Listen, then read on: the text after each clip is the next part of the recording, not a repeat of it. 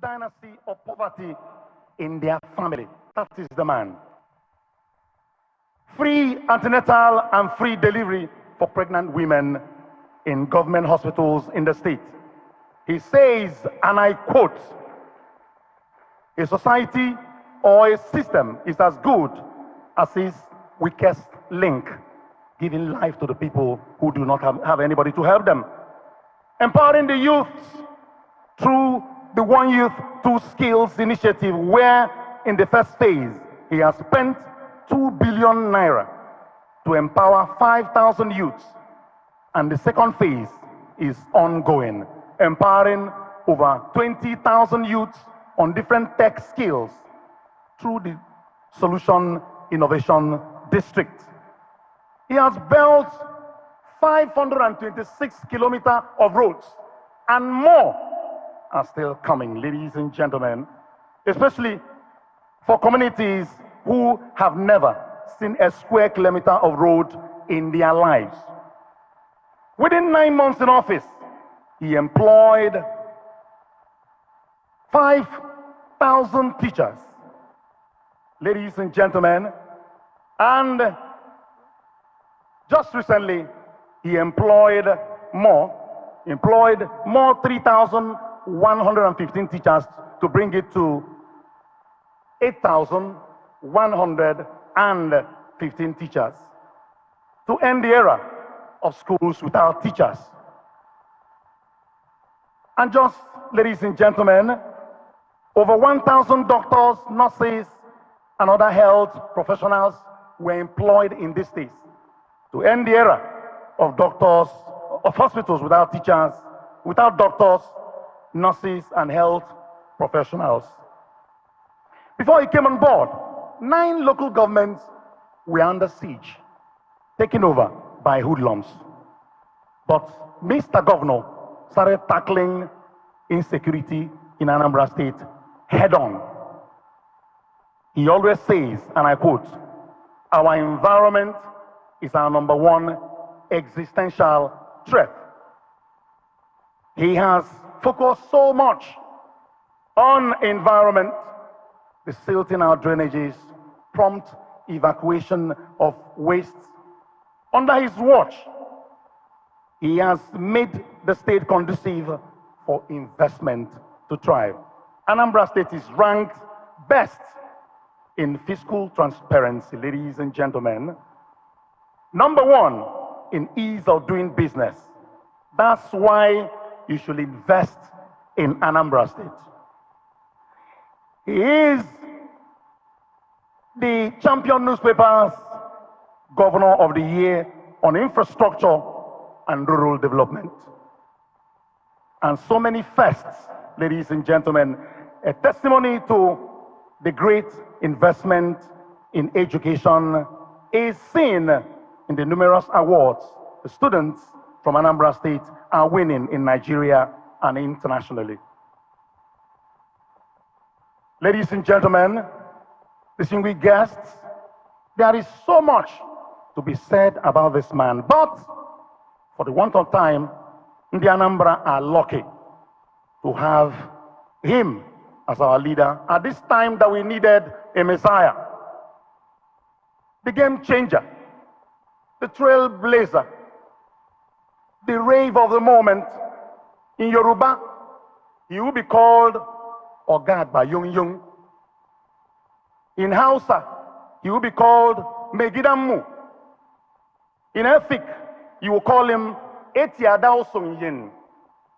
In Latin, he will be called Dox Nosta Magnus, meaning Eziboto Nyendu, a great leader. The power of one man. Ladies and gentlemen, put your hands together for the man, Professor Charles Chukwuma Soludo, CFR, Mr. Solution. Please, can we put our hands together for him?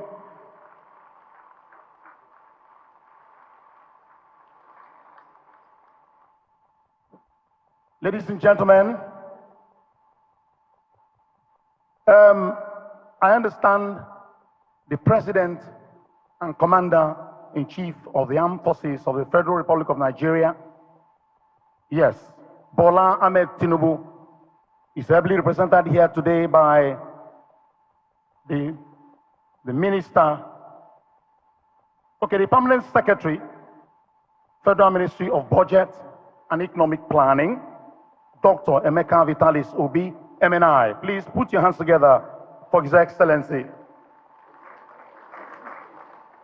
We want to welcome, ladies and gentlemen, the Deputy Governor of Anambra State, Dr. Onyekachukwu Ibezim. Welcome.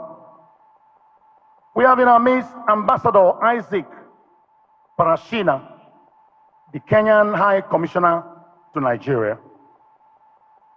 We also have in our midst, ladies and gentlemen,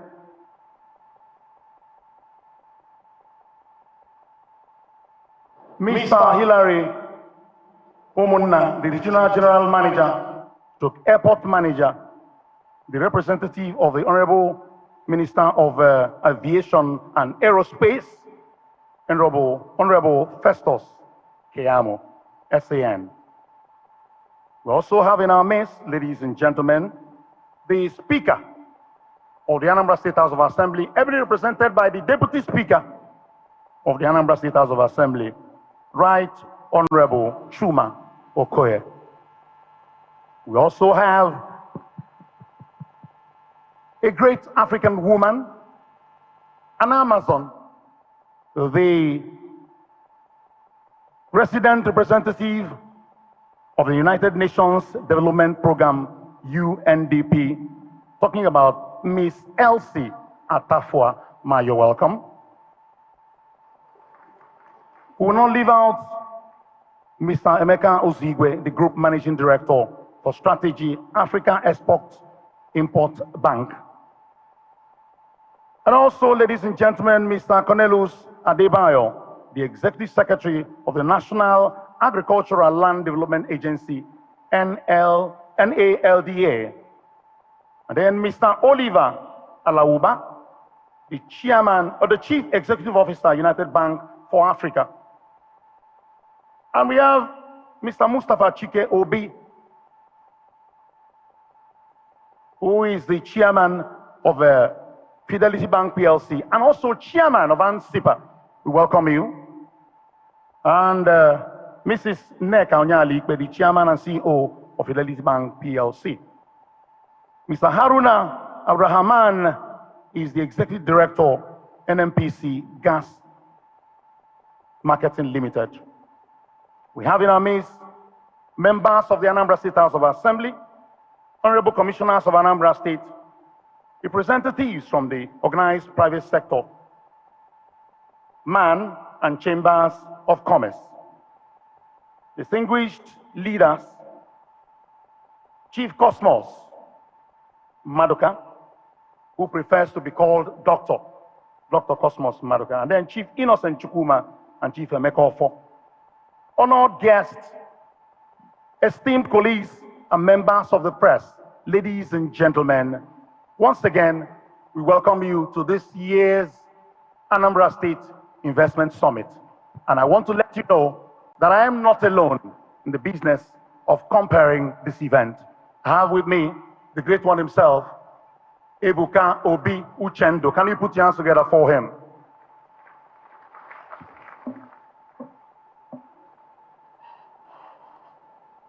Thank you very much. Good morning, ladies and gentlemen. You're welcome to the Anambra Investment Summit 2024, or as we like to call it at ANSIPA, 2.0. We are gathered here again a year later to continue the message we started last year. I think last year His Excellency was very, very emphatic when he said Anambra will no longer be a transit point. It will become a destination. And I think we're starting to see the fruits of that labor. Our hands together for ourselves, ladies and gentlemen. Anybody who was here last year can see the marked difference already. We've started seeing some of the fruits from last year's yield results. We saw the exhibition outside. And even just driving around Oka, you can see changes already with the infrastructure. So it's no surprise that His Excellency won the award, like you said, as the best governor for infrastructure. If you go to Onitsha, it's even more impressive. It looks like a completely different city, and I know that that is a sign of even more things to come for Anambra State. Ladies and gentlemen, my co-anchor here has said a lot. If there's one thing I learned from the event last year, is that His Excellency does not like to waste time. So we're going to keep things very, very quick and short this year. And he doesn't like to be called His Excellency, like I've been told, Mr. Governor. Thank you very much for having us here today, ladies and gentlemen. We're going to be getting a lot of inspiration from today's event. We have a few panels coming up, but we also have a lot of goodwill messages that will be coming up as well. I have a very, someone I say is a favorite speaker of mine who's going to be speaking today, the chairman of Charis, Chief Cosmos Maduka, who tells some of the most beautiful stories. If you've ever heard him speak, you know that you are in for an inspiring afternoon here today. But aside from that, I think the one key message we want everyone to leave with from here today is that Anambra is open for business. It's no mistake that Anambra State is number one when it comes to fiscal responsibility and transparency. It's not a miracle, it's hard work that Anambra State is number one with ease of doing business in the southern states. There's a lot to be done in Anambra State. And I hope that besides all of the speeches you're going to hear today, we also want you to network. And in spite of government, you know, the private sector is very important to us. So we're hoping that you network today, make those contacts, and bring those investments and opportunities back here so that Anambra can truly shine, like our wonderful anthem says. Ladies and gentlemen, we're going to be getting a quick opening remark. Like I said, we're trying to keep things very quick and sharp today so that we'll all be done here as early as possible. Ladies and gentlemen, we're gathered here because the people and the government of Anambra have invited us here today to hear their side so that they can join us in this beautiful ride. And the Anambra Investment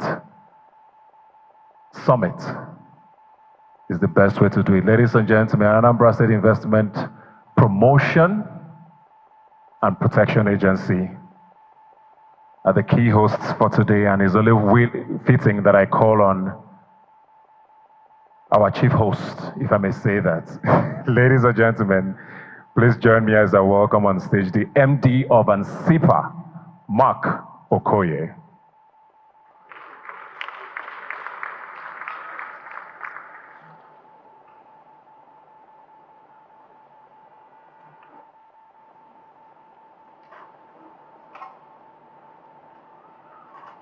I'm not the chief host, I'm the baby host. My boss is the chief host, Mr. Governor. His Excellency, Mr. Isaac Panashina, the High Commissioner of the Kenyan High Commission, Mr. Governor, Anambra State Governor, Professor Charles Chukwuma Soludo, please permit me to stand on all due and existing protocol. Good morning and welcome to the second edition of the Anambra Investment Summit. It is a great honor to address you today as we embark on a crucial chapter in Anambra's journey of transformation. This year's theme, Changing Gears, Accelerating Anambra's Economic Transformation, speaks to the collective resolve we share to shift Anambra into high gear, moving from potential, from aspiration to action. As we reflect on the progress from the last year's summit, I am proud to highlight the significant strides we have made. The projects signed and launched in the first summit are no longer just ideas. They are actively being implemented across the state and are at varying levels of implementation, which you will see in the documentary that follows my speech. Some of those agreements have also crystallized into investment-ready opportunities, while others are still a work in progress. The progress the Soludo administration has made is a testament to the commitment the governor has towards making Anambra a thriving investment destination. But before I proceed, I would like to take a brief moment to recognize someone very special in the crowd today. With all due respect to protocol, sir, I must acknowledge the presence of my lovely mother, Chief Mrs. Christy Okoye, whose blood, sweat, and tears have shaped who I am today, and her sacrifices and unwavering support are the reason I stand here today. Thank you, Mom, for everything. Now, moving forward, this year, we are taking the next step in our journey. Changing gears requires not just momentum, but a strategic focus on the future. Despite the challenges we faced, it is clear that the role of policymakers is to come up with actionable solutions that make a tangible difference in the lives of our residents. Governor Soludo and his team, which I'm a proud member of, have shown unwavering dedication to transforming Anambra from a place of opportunity to a destination for investment and prosperity. The goal is simple: to make Anambra a beacon of sustainable growth and economic development. This summit is a critical part of the vision. It's our collective duty to focus on long-term planning and the creation of a framework that will ensure the sustainable growth of our economy, one that guarantees prosperity and transformation, not just today, but for generations to come. As someone who has had the privilege of serving in the state government for the past 12 to 13 years, I can say with certainty and sincerity that the foundation Governor Soludo is laying today will be fully and deeply appreciated in the future when the positive impact of his work will be felt by generations that follow and generations unborn. Our approach has been very clear. We are no longer dreaming about development, as he tells us. We are preparing for it. The Soludo administration is leading the charge in ensuring that projects are not merely conceptualized, but they are investment ready. Through strategic investments in key infrastructure, including land acquisition, master planning, special economic zone status applications, and essential utilities such as power and water, we are ensuring that our projects are not only bankable, but they are sustainable. This level of preparation is the big difference between how we view project development today compared to the past. It is the model that can position Anambra and Nigeria as a whole on a trajectory of growth that will unlock billions of dollars of investment that are currently sitting idle due to lack of preparation and foresight. At this summit, we are presenting a range of projects that are ripe for investment. Our booths today are manned by experts who will walk you through these opportunities, providing you with detailed investment teasers and the chance to fill out our electronic expression of interest forms. Whether you represent a financial institution, a high net worth individual, or a private investor, I invite you to explore these opportunities with us and join us in changing gears in Anambra State and Anambra's future. I would like to take the moment to thank our esteemed sponsors: Fidelity Bank PLC, UBA PLC, Zenith Bank PLC, Cardinal Stone, Oranto Petroleum, the United Nations Development Programme, the European Union, and the Africa Export-Import Bank for their generous support, both in cash and in kind. I would also like to recognize our transport and logistics partner, Oma Motors, whose made in Anambra CNG vehicles have been moving our delegates around the city seamlessly. Your support has been invaluable, and we're deeply grateful. As we move forward, let me leave you with this message. Anambra is a land of infinite opportunities, and as you all know, the solution is here. Thank you, sir, and God bless.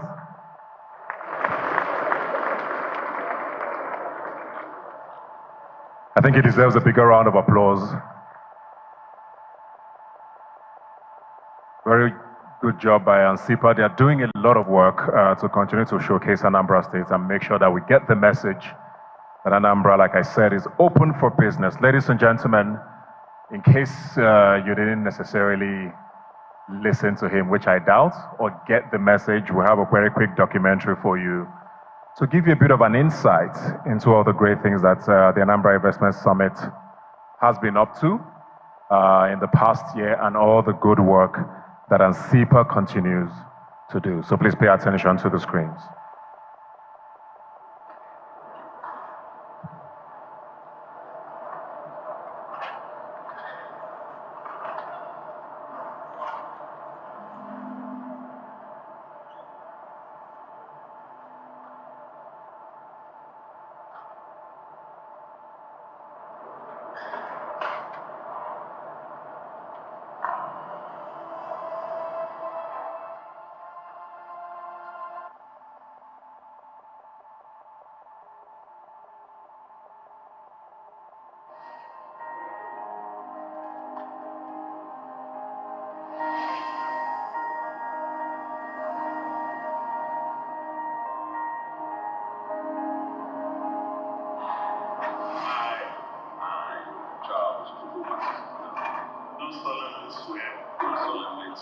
On March the 17th, 2022, Governor Charles Soludo CFR outlined his bold vision for Anambra State, incorporating an agenda for an itinerant tribe in search of a livable and prosperous homeland.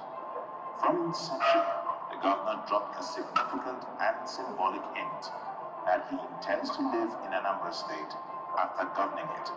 Intention to build a livable and prosperous smart megacity where people can live, work, relax, and enjoy. Our goal is to build Anambra into a livable and prosperous smart megacity. This agenda is also personal. I am here to join you in building a society where I will be proud to live in after living on it. Driven by the philosophical notion of one Anambra, one people, one agenda, Soludo's vision entails making Anambra a destination point rather than a departure lounge. As a result, his administration set out and hinges on 5 pillars of development.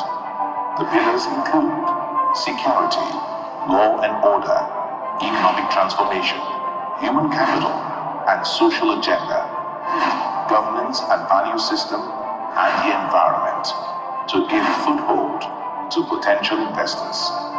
No doubt, the past Anambra Investment Summit in 2023, held in Awka, set the stage for an unprecedented economic growth and development in Anambra State. This summit brought together business leaders, investors, policymakers, and government officials from all over the world to discuss investment opportunities and partnership possibilities replete in Anambra State. This summit resulted in the signing of several investment deals with 13 organizations across sectors including commerce, automobile, among others, worth billions of dollars, which has led to the creation of thousands of jobs and the acceleration of economic growth in our nation. MOUs were signed with Afri-Exim Bank for financing of major infrastructure projects, including the Anambra Mixed-Use Industrial City and Transcommunication Limited for delivery of a master plan for Anambra Intra-City Rail connecting Awka, Ekwulobia, Nnewi, and Onitsha. This has been completed. Oma Motors is already setting up shop at Umuahia, set to roll out their vehicles in the coming weeks. Others are GVE Projects Limited, which have started to provide a 1 megawatt solar IPP to serve previously unserved communities in Anambra West. Sundry Markets Limited for the development of Awka Shopping Mall. Nymit Pharmaceuticals, Dozie Group, Greenlight Pharmaceuticals, and the Association of Industrial Pharmacists of Nigeria all express interest to take up tenancy in the pharmaceutical component of AMIC. The International Convention Center Hotel in Awka has equally taken off. I want to say to you, and that message has been said, Anambra, the light of the nation, is on the move. Our journey to making Anambra the next axis of sustainable prosperity is on course. With an economic size of estimated at about $20 billion, with a population of about 8.5 million people, it's important that our people know, the world knows, that Anambra has the highest population density after Lagos. After Lagos, the state with the highest population density per square kilometer is Anambra State. It is pertinent to stress that improving road infrastructure is crucial for enhancing the ease of doing business. Anambra State has made significant progress in this regard, with the construction of over 500 kilometers of road that feature high-quality standards, including cement stabilization and stone base before asphalting. The state has since commenced the dualization of major trunk A roads, including Amobia to Uga, Agulu to Newi, Newi to Okija. The iconic Ekulobia flyover is fast bringing up to be delivered soon. The state government has implemented an Operation Zero Potholes program, repairing over 392 kilometers of roadways across 21 local government areas, including thin portions of federal and state roads. The government is also developing modern bus terminals to enhance transportation in the state.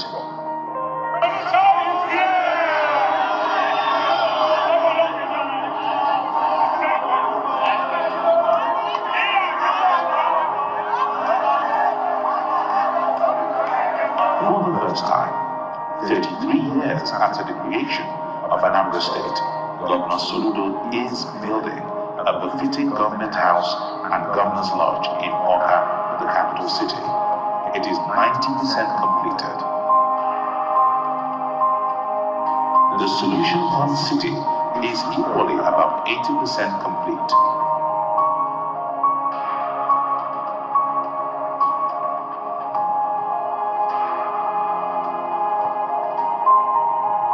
Remodeling of Dr. Alex Ikweme Square, Awka, is 90% completed. To facilitate fast internet speeds, the state is collaborating to lay fiber cables with 600 kilometers already laid. Furthermore, the Anambra State Investment Promotion and Protection Agency is undergoing restructuring and expansion to encompass project development and finance, implementation of open government initiatives, digitization and harmonization of payable fees, taxes, levies, and tolls. The government has also introduced the Anambra State Geographical Information System, AMAGIS, to streamline land administration. Judicial reforms, including the establishment of a small claims court to expedite the justice system. To enhance transparency, the state website publishes processes, timelines, fees, levies, and contact details for key businesses enabling MDAs. Additionally, the website features a grievance redress mechanism for businesses, while the Anambra State Small Business Agency provides concessionary loans and grants, totaling over 2 billion naira for businesses.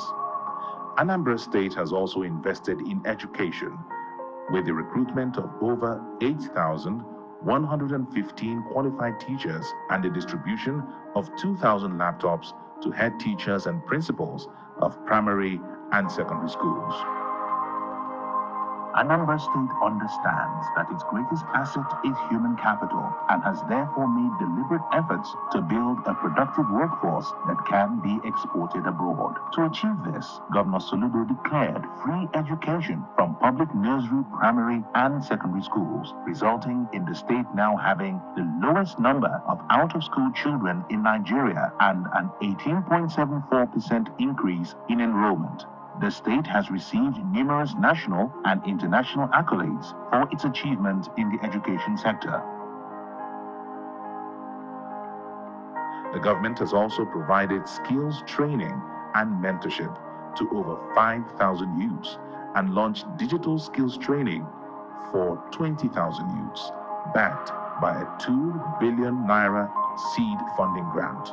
All these factors have contributed to improving the ease of doing business in the state, aiming for a ranking of first position in Nigeria, with the state already being ranked as #1 location in southern Nigeria, according to the federal government's Ease of Doing Business ranking. Governor Soludo is deeply committed to his urban regeneration agenda. His massive interventions in Ukpoko and Ochanja leaves much to be desired. Governor Soludo has earned recognition as the best governor in Nigeria for his efforts in infrastructure development, particularly in rural areas. Today, due to the government's investment in manufacturing, the outcomes are mind-blowing. The investment in infrastructure has contributed to the improved connectivity and accessibility across the country, further promoting economic growth and development. The investments in healthcare also had a significant impact on the nation's development, leading to increased access to quality healthcare services. The government's investment in healthcare resulted in the construction of several healthcare facilities and the provision of modern equipment. This investment has helped in reducing child mortality, with free antenatal care and delivery resulting in zero maternal and child mortality rates, with over 60,000 pregnant women having received care successfully. Improved maternal health and increased life expectancy. Furthermore, the investment in the technology sector facilitated the growth of several startups, attracting technology investors and companies, creating jobs and spurring innovation. The state ranks first in digital infrastructure technology development by the Federal Ministry of Communications and Digital Economy. Through the Investment Summit, the Soludo-led government has contributed significantly to the acceleration of economic growth and development in Anambra State. It will certainly result in improved standard of living, reduced poverty levels, and an overall better economic outlook for our nation. The past Anambra Investment Summit is truly a game changer in our Anambra State development, leaving a lasting legacy for generations to come. With all these being intentionally put in place, Governor Chukwuma Soludo has succeeded in laying a solid foundation for the future generations of the Anambra and beyond. What are the investment opportunities and where are we heading currently? Anambra is a state in Nigeria with several ongoing development projects. The Anambra Mixed-Use Industrial City, AMIC, offers investors the opportunity to tap into the growing industrial and manufacturing sectors with incentives for establishing manufacturing plants, warehouses, and logistic hubs. The Awka and Onitsha New City development aim to create commercial and residential spaces, tech parks, and hospitality hubs, with an emphasis on smart city elements. The Solution Innovation District, SID, offers incentives for investors in the tech, education, and real estate sectors, with a focus on creating an ecosystem conducive to innovation and technology. The state also has ongoing infrastructural projects such as the intra-city rail transport system and port development, which provide opportunities for investment in infrastructure development, technology provision, and public-private partnerships. Investment opportunities also exist in the power and electricity market for power generation, processing facilities, and distribution networks. Additionally, the state, through the Anambra Solid Minerals Development Company Limited, has invested in kaolin development with a soon-to-be-commissioned processing facility in Ukpo early next year. Other solid minerals such as bentonite clay, lignite, glass sand, etc. are available for investment and partnerships. Detailed engineering designs for the new Onitsha main market, the largest in West Africa, along with other designs for major market developments across the state, are ready, promising disruptive but innovative changes. green energy, and enhancing waste management. The Orca ICC Hotel project is expected to cater to both businesses and leisure guests, with opportunities for premium accommodations, dining, wellness facilities, and business centers. The Anambra Basin is judged to have the highest gas reserves in the country, with over 30 trillion scuff of natural gas. Companies such as Cottonwood Gas and Sterling Exploration and Energy Production Limited are already producing gas in Anambra. Significant opportunities exist for investors in gas reticulation and distribution, gas-fired independent power projects, etc. In the area of tourism, we are intentionally developing our tourism economy to be self-sufficient on domestic travel. We are developing master plans and business cases to drive investment into UN heritage sites such as Obanike Cave, Orezukala Waterfalls, Aguru Lake, and Anam White Sands Beach. Welcome to Annie Invest 2024.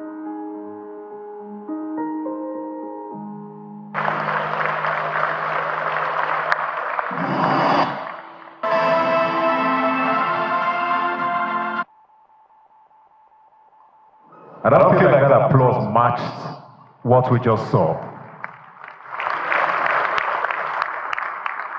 You know, some people, when you hear solution is here, it sounds like just a mantra. But we have seen it, and we are seeing it continue to manifest. Once again, a big round of applause for Anambra State, the Anambra State government, and everything that continues to happen in this beautiful state of ours. I'd like to quickly recognize the Honorable Minister for Regional Development, who has joined us here, Engineer Abubakar Momo. Can we give him a round of applause?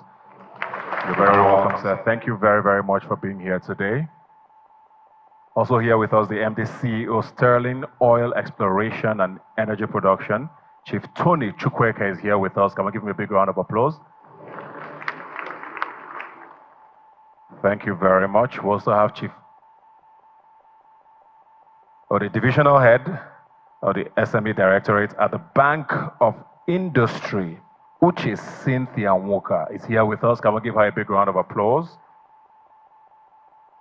Thank you very much. Ladies and gentlemen, we're going to move on very swiftly now to our goodwill messages. And to those of us who are going to be coming up to speak, we know you love Anambra State, but try and keep it as short as possible, eh? Let's not love the state too long, because we have quite a lot of messages to get to today. Let's try and keep it to about 3 minutes.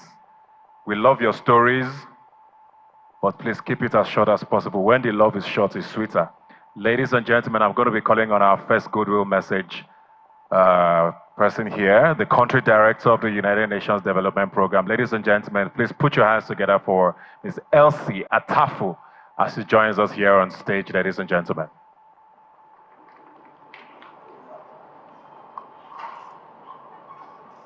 While she makes her way on stage, ladies and gentlemen, we are joined here by one of, I think we're very, very proud of him in Anambra. And in the nation as a whole, he continues to do amazing things in the business community. Ladies and gentlemen, Dr. Emeka Ofo is here with us. Can we give him a big round of applause, ladies and gentlemen?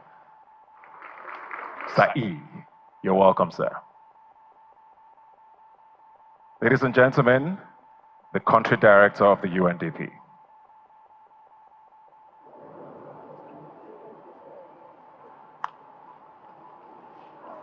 Can you all see me? I feel like I'm short here. Your Excellency, the Executive Governor of Anambra, Professor Charles Chukwuma Soludo, CFR. Let me recognize also the Honorable Minister of Regional Development, Honorable Abubakar Momo, Excellency, the High Commissioner of Kenya, and permit me to stand on existing protocols in the interest of time. First of all, program, and by extension, the United Nations family, let me say how delighted we are to be here to support the solutions agenda. And in a special way, let me also say that, Excellency, I'm here in Mayakwete, to show solidarity with the people of Anambra today.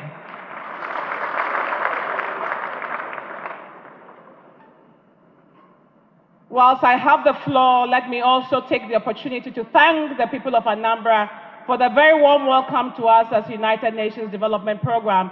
But importantly, Anambra has been friends with the United Nations. And when we had the unfortunate situation in 2011, Anambra provided us with a home in Abuja for years on end until the United Nations House was built. So we are here to also show gratitude to the people of Anambra.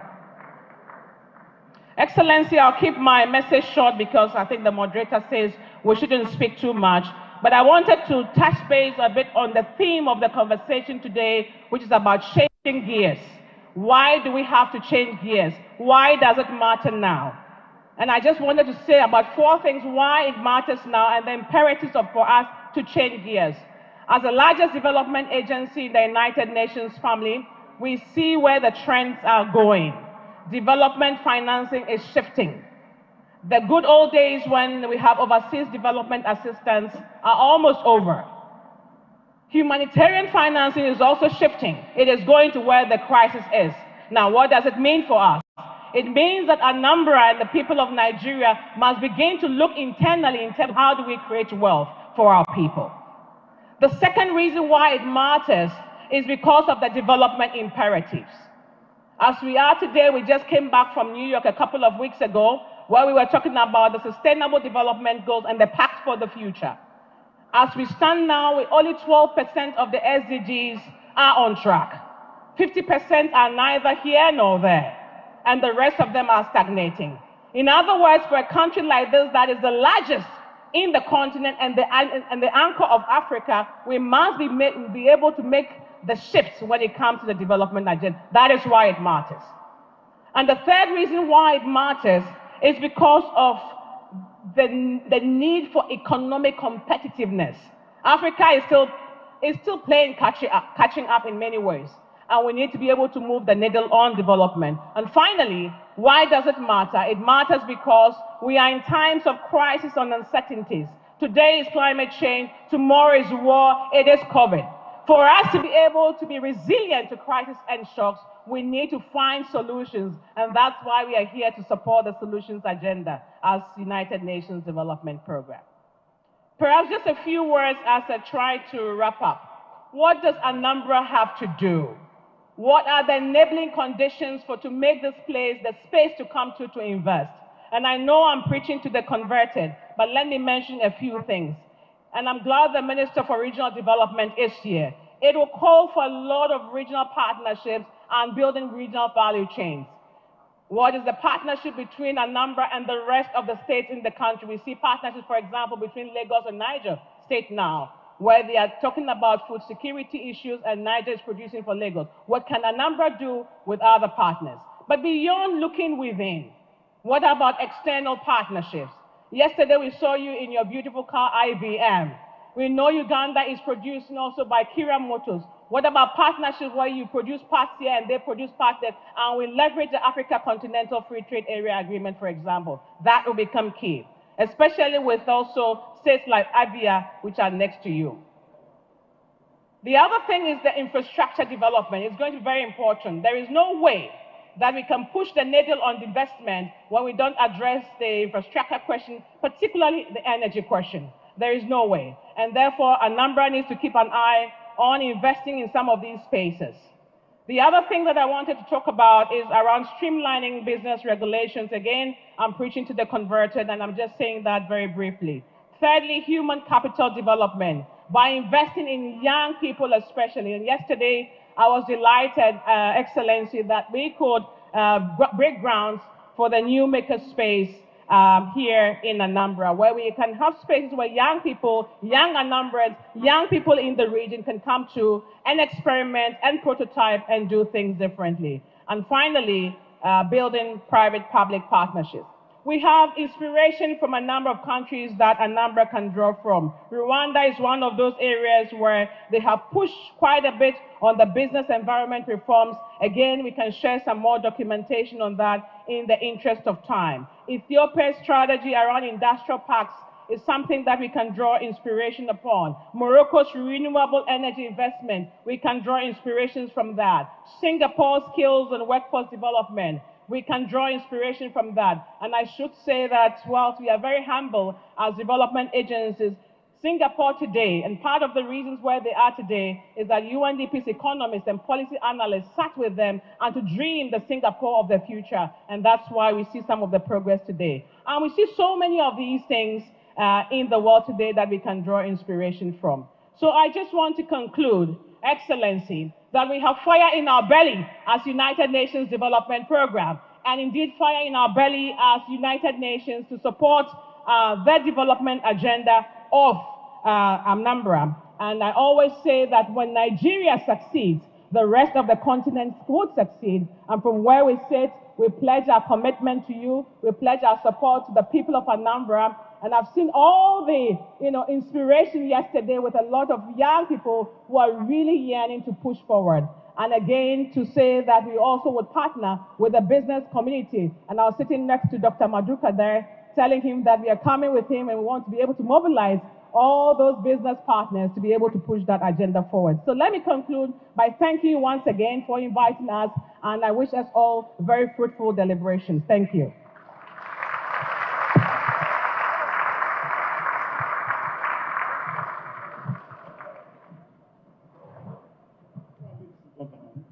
Hello, ladies and gentlemen. Can you sustain the applause? Give them more round of applause. That has been the daughter of Africa, a woman of immense character, the country director, UNDP, yes, Rep. Miss Elsie Atafua. Thank you very much, ma'am. And she's testifying to the fact that Anambra State is on the right track with Professor Charles Chukwuma Soludo, CFR. Now, ladies and gentlemen, it is time to listen to the CEO of Fidelity Bank PLC, Mrs. Nneka Onyalipe, but ably represented here by Pamela. Please put your hands together for her as she comes forward, to talk to us. Please, we want to beg of you, ma'am. They said I should tell you 2 minutes. I should beg you to talk for just 2 minutes. We are craving your indulgence, ma'am.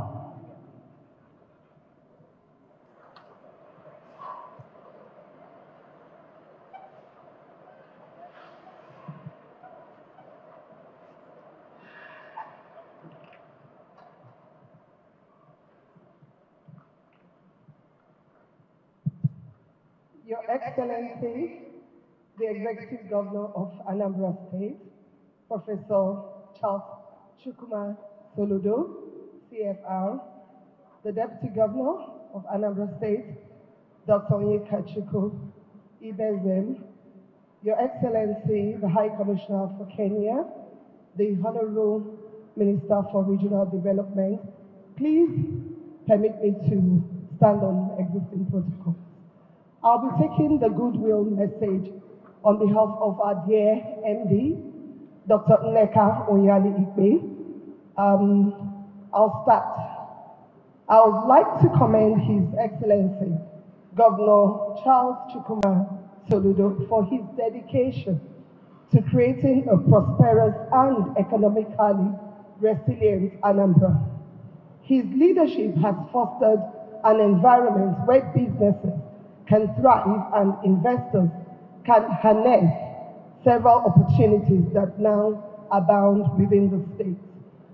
I would like to recognize the Anambra State Investment Promotion and Protection Agency, ANSIPA, for its exceptional work in promoting investment, facilitating business activities, and creating a welcoming environment for investors and businesses alike.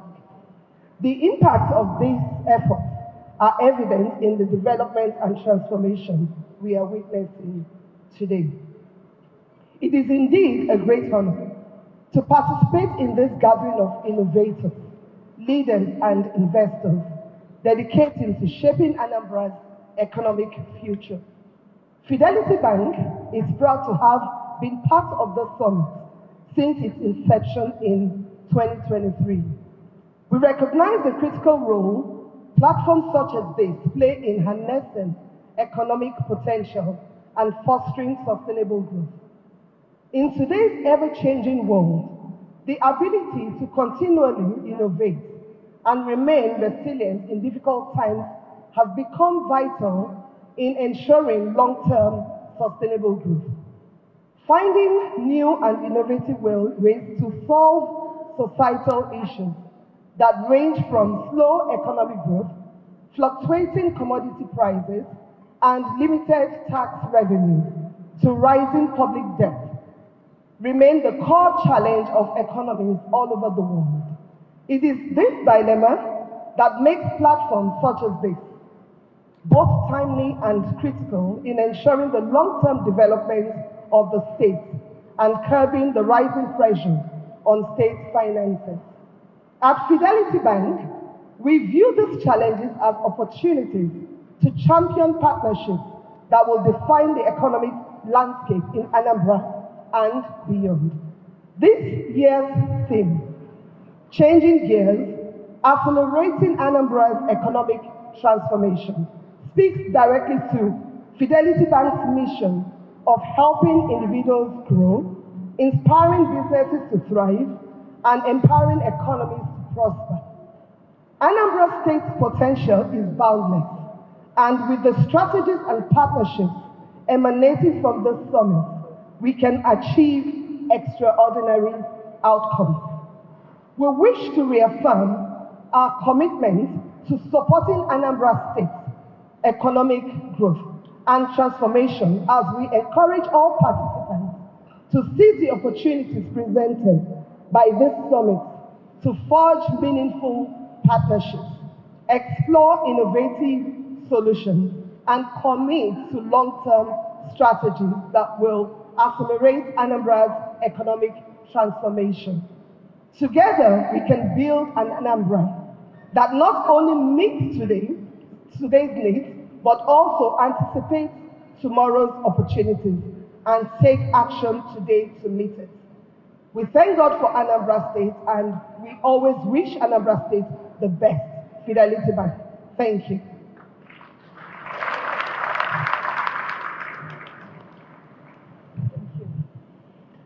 Thank you very much. We know Fidelity Bank always say they keep their word, so we hope you continue to keep your word as you have always supported Anambra State in our drive to change gears. Ladies and gentlemen, Shazza, to give her, how many minutes did you give her? You told her to. We'll forgive her because they are very good friends of Anambra and they have supported us over the years. But ladies and gentlemen, please, as much as you can, let's keep our goodwill messages as short as possible. As I call on our next speaker, who is the Group Managing Director of Strategy at the Africa Import-Export Bank. Ladies and gentlemen, please join me as I welcome on stage Mr. Samuel Uzoigwe. A big round of applause for him, please.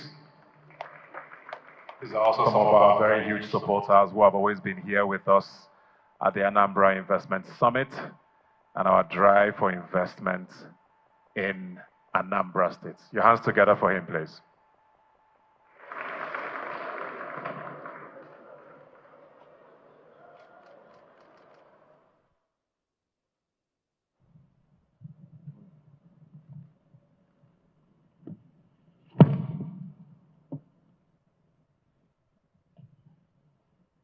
Let me stand on all protocols observed. Your Excellency, Governor Charles Chukwuma Soludo. On behalf of President Benedict Oroma, President and Chairman of the Board of Directors of Afrexim Bank, I would like to thank the Governor and the MD CEO of ANSIPA for extending the invitation to Afrexim Bank on such an important event. President Oroma himself wished to be here, but regretfully was unable to do so due to prior commitments. It's a great pleasure and honor for me and my colleagues who are part of this delegation representing the President to be here with you at the second edition of Anambra State's Investment Summit in the beautiful city of Awka.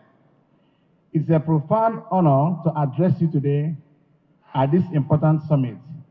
We are here at a critical juncture for the state and indeed for Nigeria as a whole, as we work to change gears and accelerate economic transformation of this vibrant state.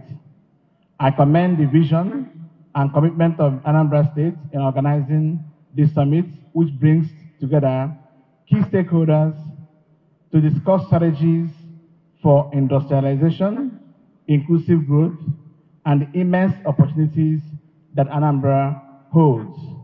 Your Excellencies, distinguished ladies and gentlemen, Afrexim remains dedicated to supporting Africa's economic transformation, and we're excited to contribute to the ambitious goals outlined by the governor and his administration.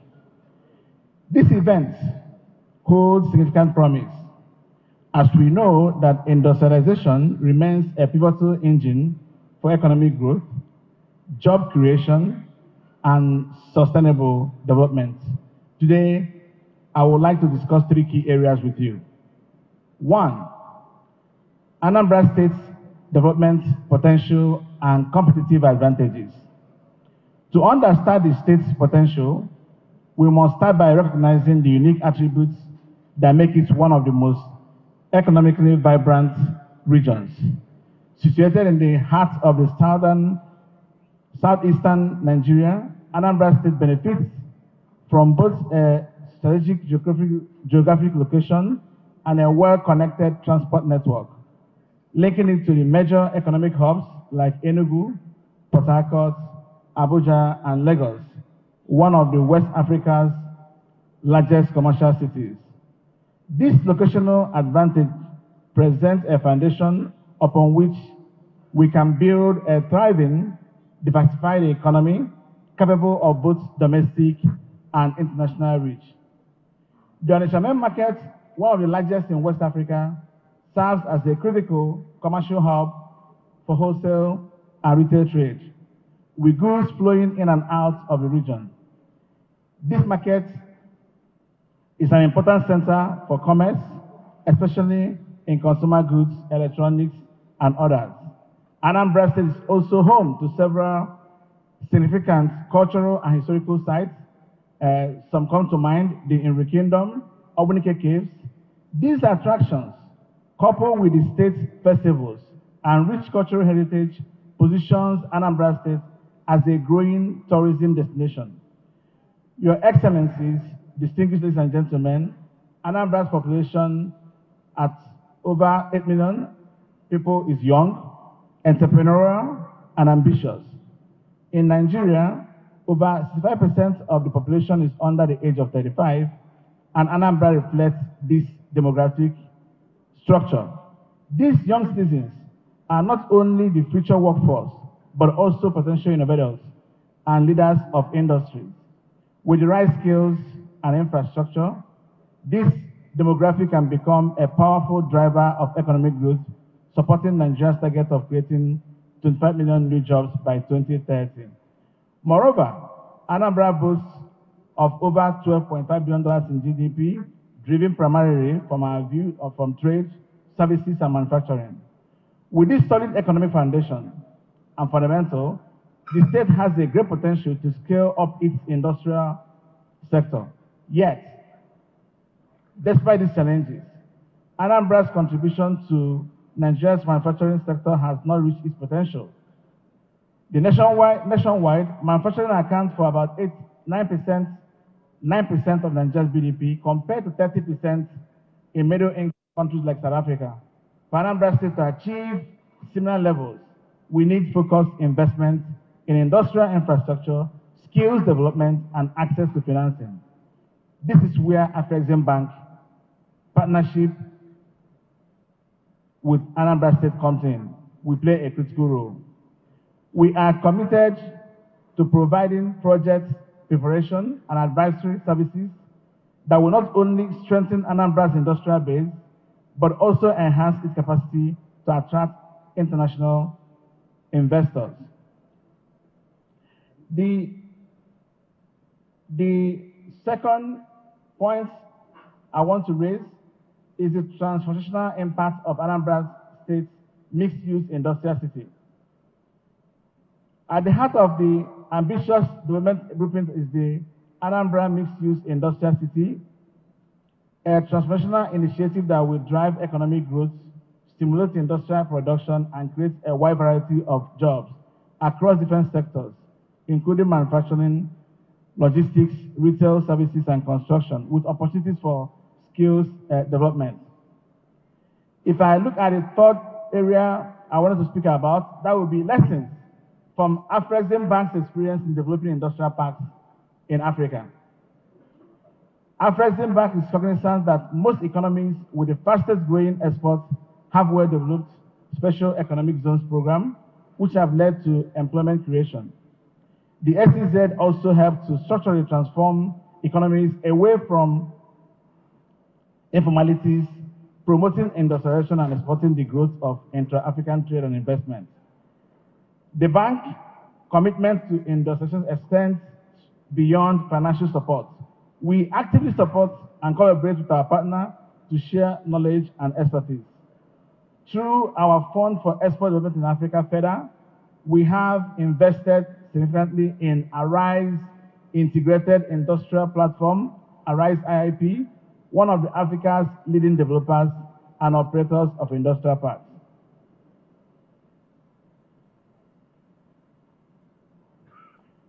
Building on these experiences, distinguished ladies and gentlemen, we offer 4 strategic recommendations. 1 is phased development and sector prioritization. An incremental approach to industrial city development allows for efficient allocation of resources and a focus on sectors where Anambra State holds comparative advantages, such as agro-processing, textiles, etc.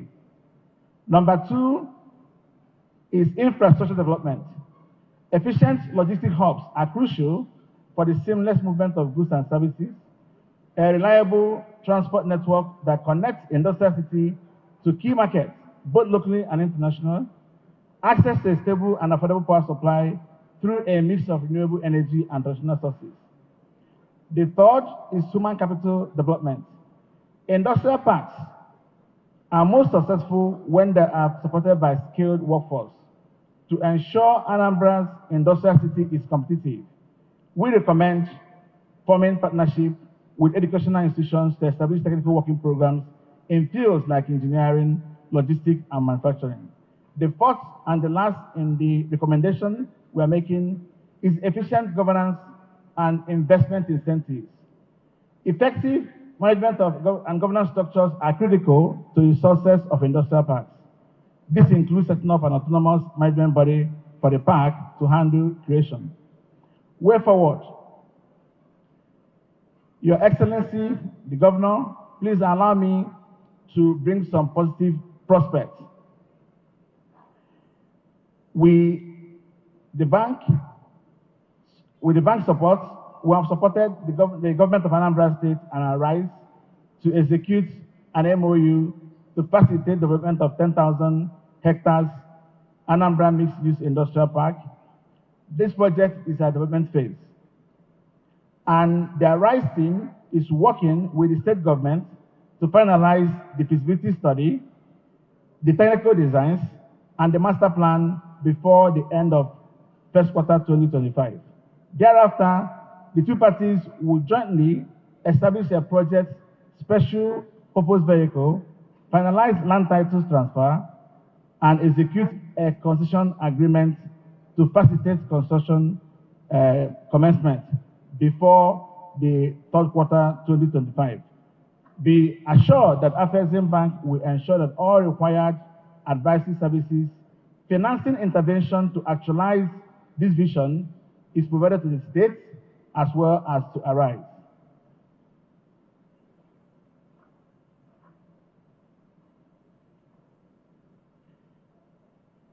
Afrexim Bank remains committed to supporting Anambra in this transformative journey, not only through project preparation and financing, but also by leveraging our deep knowledge of Africa and Africa's industrial sector.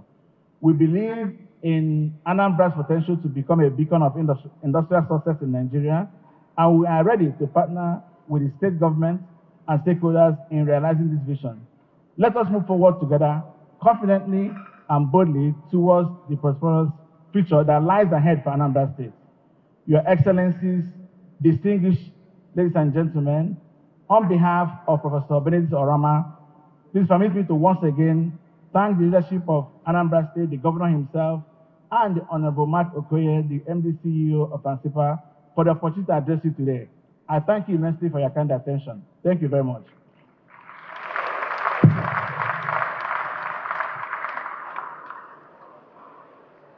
More round of applause for him. That has been Emeka Uzoigwe, the Group Managing Director, Strategy and Product Development at Afrexim Bank. With a very short speech. Yes, the speech was very short. But want to crave your indulgence, please. The next person that will be speaking to us, want to beg you, if you have a speech written, can you please just summarize and make it very short so that others can talk. Ladies and gentlemen, may I have the honor and privilege of inviting to speak to us the Director General of African Development Bank, Dr. Abdul Kamara. Please put your hands together for him as he comes forward for a 2-minute presentation, please. I see that the young man is sharp. He's going to make it 2 minutes. Yes, I can see that he's poised to summarize and make it 2 minutes so that we can conclude and leave this place on time. Put your hands together for him, please.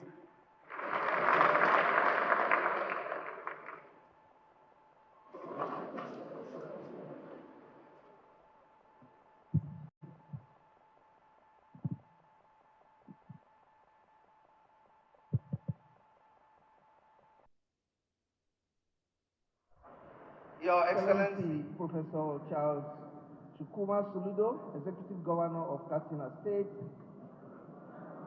of Anambra State, I'm very sorry.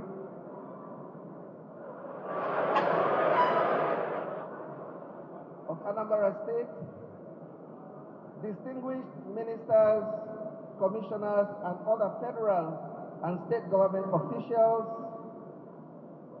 His Excellency Isaac King, High Commissioner of the Government of Kenya to the Federal Government of Ethiopia.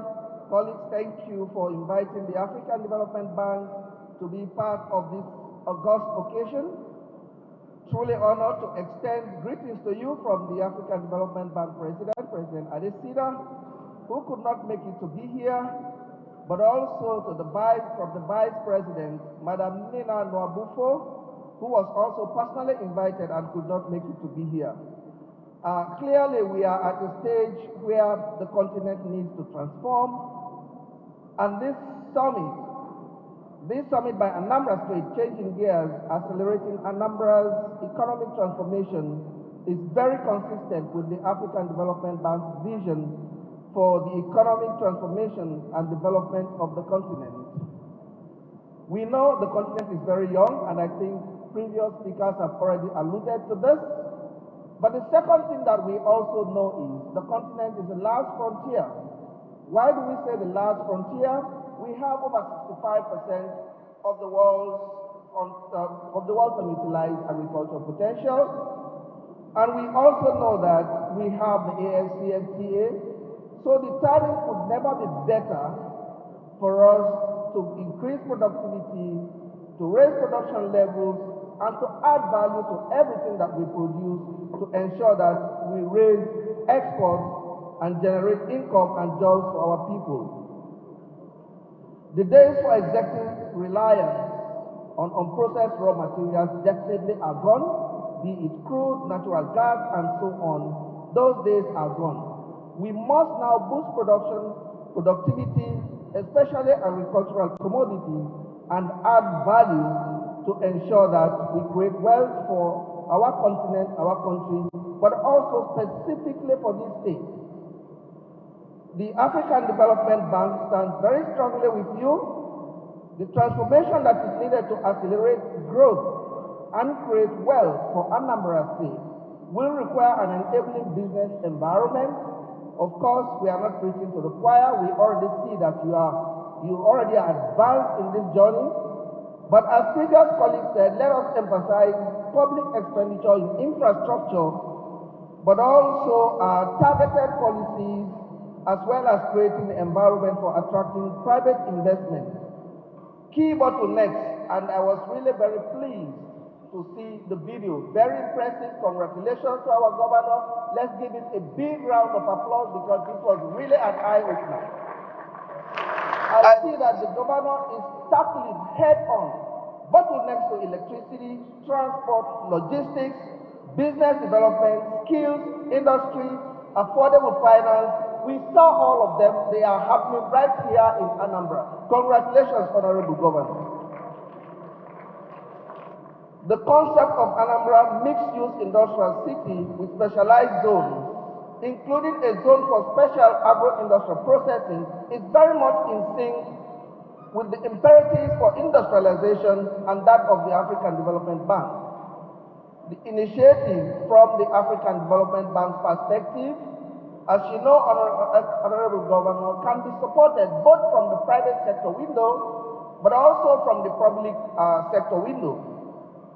Your Excellencies, let me just highlight a few areas where the bank is currently involved, but also where we are interacting with the Anambra State government. The bank currently has an active portfolio, of course, of 52 operations in the country of about $4.7 million. But very specifically, Anambra State is benefiting from one of our projects called Agriculture Transformation Agenda Program Phase 1, which is implemented in 7 states, including this state, and is developing some 4,000 hectares of irrigable land in Omo, right in this state here, and has supported thousands of farmers and farm technology and input production for high-yielding cassava and rice varieties. These are key for developing our agricultural value chain. The second investment is in the digital and creative enterprises, which is a $618 million investment that is seeking to promote youth-owned and youth-led high-tech creative enterprises across the country, including Anambra. The IDI seeks to attract direct investments for more than 200 technology and creative startups across this country. And finally, we have also just recently approved the Nigeria Youth Entrepreneurship Investment Bank. Of course, we have spoken of several constraints, but access to finance was key for micro, small, and medium enterprises. So we have approved $100 million for the Youth Entrepreneurship Investment Bank for this country to create a holistic combination of tailor-made patient capital and non-financial services that will enable the youth, but also women, to have consistent access to finance to grow their businesses. And finally, Your Excellency, the most relevant of our intervention, perhaps, for the Anambra Mixed Industrial City program is the Special Agro-Industry Zone program. I'm sure we have all heard of this. It is implemented currently in 7 states and the federal capital. We are currently in Imo State, we are currently in Oyo State, in Ogun State, in Kaduna, and in Kwara, as well as in the federal capital area. Again, this is an approach that is really seeking to position production, processing, value addition, and linkage to markets, all concentrated in a zone such as what we are seeing in Anambra today. And Anambra actually already has the fundamentals.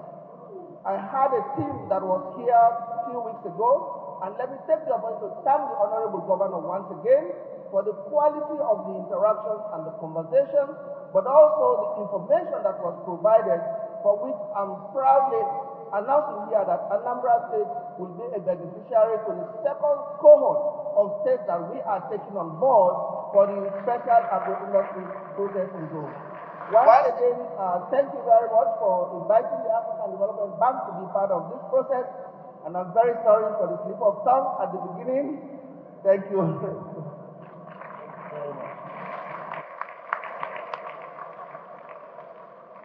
Thank you very much, sir. We love you, Katsina State, but you cannot steal our governor. And thank you very much, the Africa Development Bank, for all you continue to do. I love when speakers come here and tell us exactly what they are doing for Anambra State. Thanks also to our Exim Bank for all you're doing with the 10,000 hectares of land that you're developing for the mixed-use zone. Your hands together for our speakers so far, ladies and gentlemen. Anambra Gadimma. Ladies and gentlemen, I'm going to call on our next speaker, the Executive Secretary, National Land Development Agency. Please join me as I welcome on stage Cornelius Adebayo. Your hands together for him, ladies and gentlemen. No pressure. If you want to tell us how much you are doing for Anambra, we are accepting donations of hectares of land development. No pressure from the other speakers. Your hands together for him, ladies and gentlemen.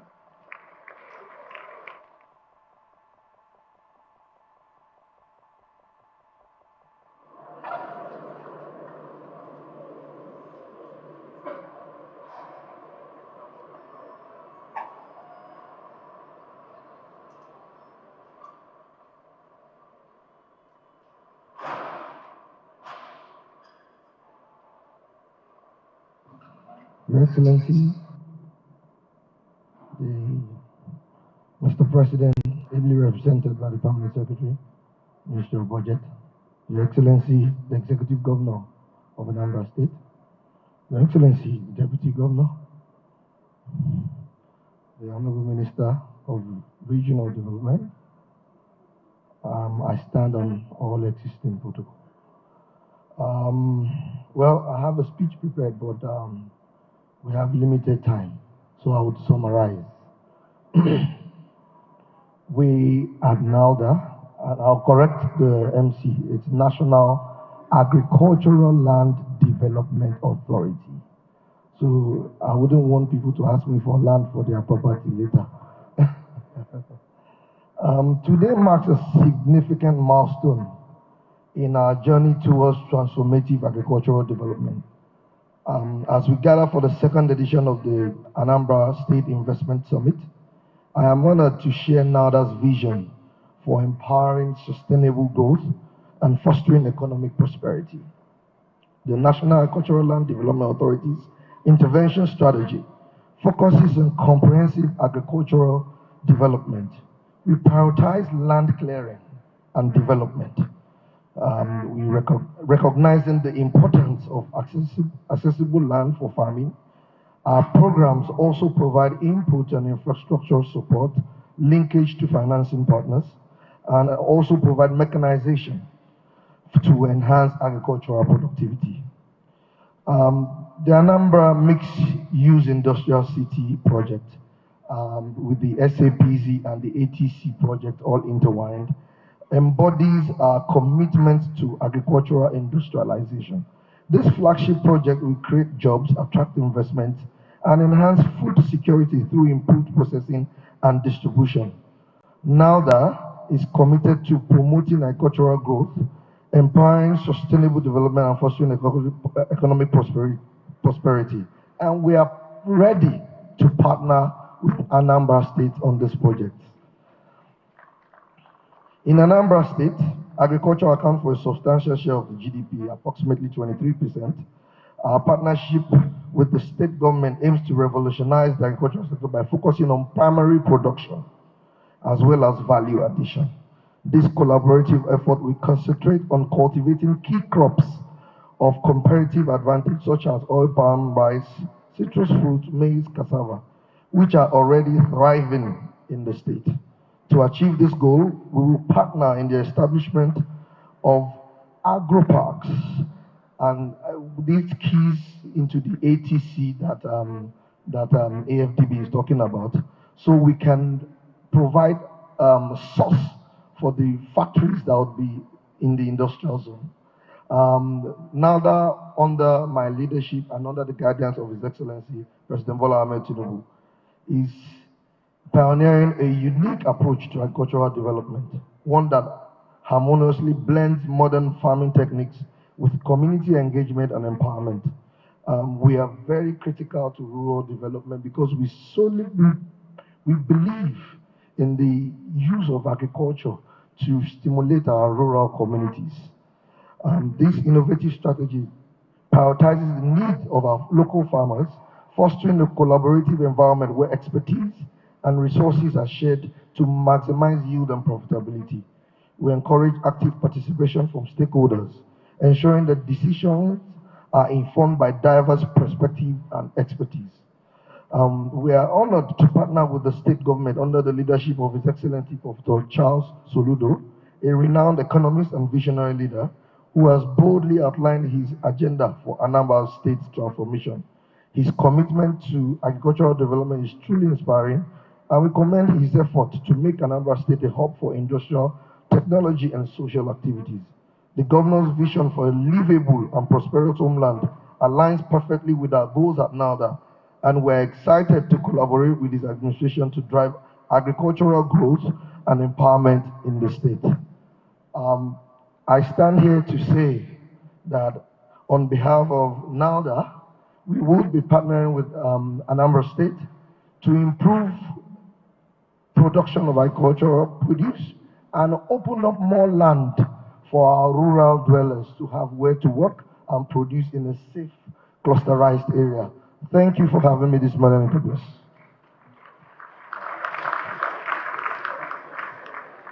Please, a round of applause for him, round of applause for him. Yes, Cornelius O. Adebayo, the Executive Secretary of National Land Development Agency. Thank you for the partnership that you're bringing to Anambra State. Now, at this juncture, without wasting time, may I invite the National Automotive Design Development Council, led by Mr. Oluwemimo Osanipin, to give us just a very short presentation. Put your hands together for him as he comes forward. We're still craving your indulgence to make it 2 minutes so that we can allow others to also speak on this auspicious occasion. Thank you. His Excellency, Professor Chukwuma Soludo, CFR, please permit me to stand on the established protocol. We of NADDC, we identify Anambra as a partner that we have to work with. When I came in, the first city I visited was Nnewi, and it's for strategic reasons. Nnewi happened to be a city that has a lot of clusters, especially auto clusters. And we have identified that this city alone can make us achieve part of our mandate. We have mandate to ensure that we promote local components because we want auto local components to be manufactured in Nigeria. We don't want to be manufacturing vehicles alone. We want to be manufacturing the components. And when we have the opportunities of bringing down to Nigeria the vehicle manufacturers from Africa, South Africa, Morocco, Algeria, Ghana, one of the places we visited, in fact, the city where we have more component manufacturers was Nnewi, and we took them there. Now we have identified those components that Anambra State can produce. And we are working with existing component manufacturers to ensure one thing, that they have the capacity to produce them. And with the capacity, we are going to use the deletion policy to encourage them in order to ensure that those components are no longer imported because we have what it takes to produce them in Anambra. And we thank God that we have able partners led by our own Mr. Solution. And again, I have to thank the ASPA MD who has worked with us on development of our own industrial park. And we are also working with him. He has invited us to come and take a portion in the Anambra industrial park that has been built. That is Anambra mixed-use industrial city. We are ready to work with him, and we are ready to work with the agency in developing especially the auto component and auto park, that auto component section of the main city. Again, we are already discussing with some of our financial partners to assist the identified people we've noticed in Nnewi axis, because these are the areas we can easily scale up. We have met young guys that have only two staff, and they are manufacturing some items. We have met people that come together, maybe two staff we manufacture one part, another will manufacture another part, and we have seen them collaborating and bring everything together to form, especially we have this blade in a vehicle. So we have them, all of them will come together and they manufacture this by producing different parts. So we identify if we are going to work with them, be able to provide some financial assistance, we will be able to scale up quickly. Because with two staff, you can easily increase it to 6. And then the percentage of scaling is going to be enormous. We are happy that Anambra is taking this step and we want to work with you. Again, we have to thank the Mr. Governor for patronizing our auto people. We have here in Anambra State 2 leading auto manufacturers. We have Innocent and we have Kojo that manufacture the Oma buses. We thank you for patronizing them, and we want you to do more because we want them to expand and we want them to grow further. Again, when I saw the theme of this year's summit, what came to my mind is that Mark Okoye and his team is thinking about auto. Because when you are changing gear, you are talking about auto. When you are accelerating, you are talking about auto. And when you are transforming, you know auto is transforming. Thank you.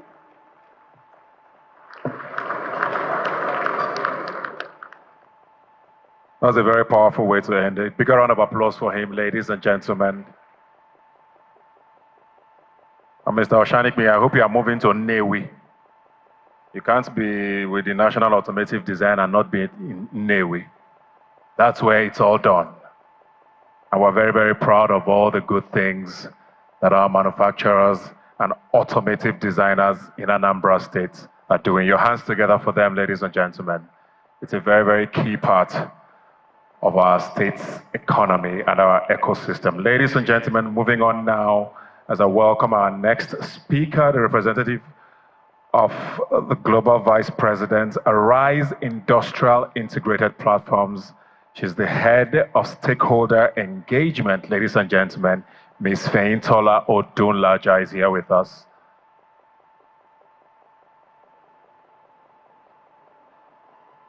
I'll put our hands together for her, ladies and gentlemen.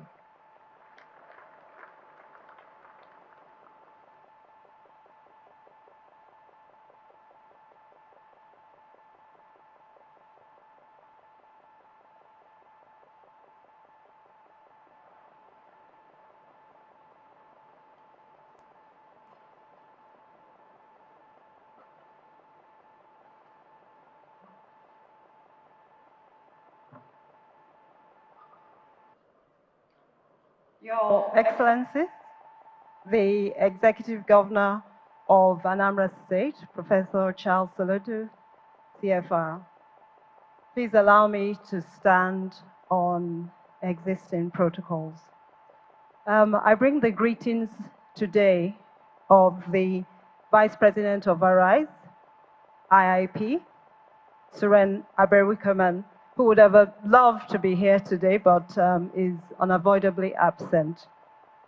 It's with great honor that we, as Arise Integrated Industrial Platform, join in the Anambra State Investment Summit of 2024, Changing Gears, Accelerating Anambra's Economic Transformation. And I love the analogy just used by the last speaker. in terms of changing gears. For Arise, just a short word, I'm mindful of our time. Arise is an established partner for economic transformation. It's one of our bywords across Africa. And with that in mind, and looking again at the summit theme, we dovetail perfectly, with perfect synergy with this investment summit and the economic growth focus for Anambra State.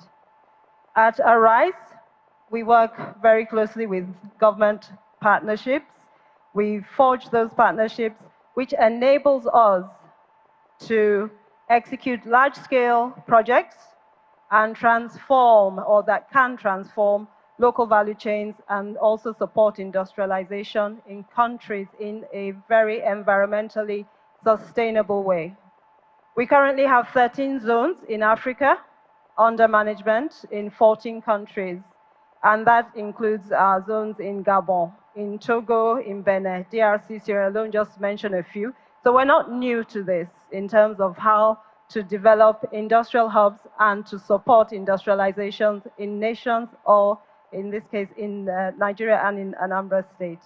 Our very unique USP is, and our vision is that we want to design, and we continue to strive to design, tailor-made industrial ecosystems which enable sustainable local transformation of raw materials that go on to boost export and also promote import competitiveness.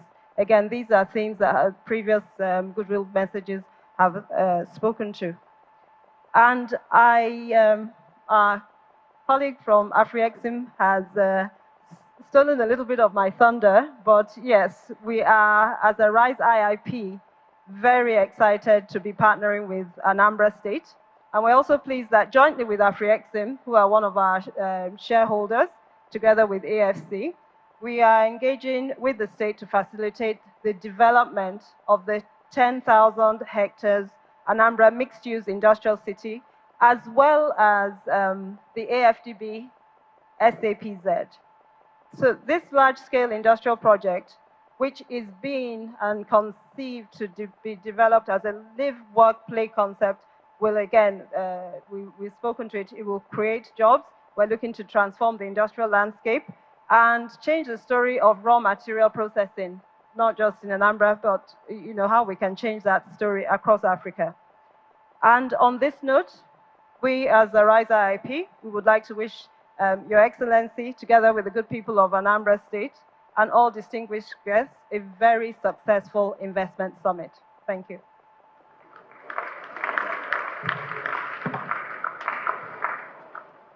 Please, a round of applause for. Yes, thank you very much, Ma. Mr. Governor, may I crave your indulgence and the distinguished guests, ladies and gentlemen that are here, to let you know that His Excellency, the President and Commander-in-Chief of the Armed Forces of the Federal Republic of Nigeria, is heavily represented here today by Dr. Emeka Vitalis, OBMNI, Permanent Secretary, yes, the Federal Ministry of Budget and Economic Planning. A time will come when we will listen to the President. At this juncture, I want to bring to speak to us a man who is an orator, a mover and shaker of the people. Ladies and gentlemen, Dr. Cosmos Madoka. Please put your hands together for him, the chairman of Charis Group, an extraordinary Nigerian, Ezibon Anambra. Please put your hands together for this giant of a man.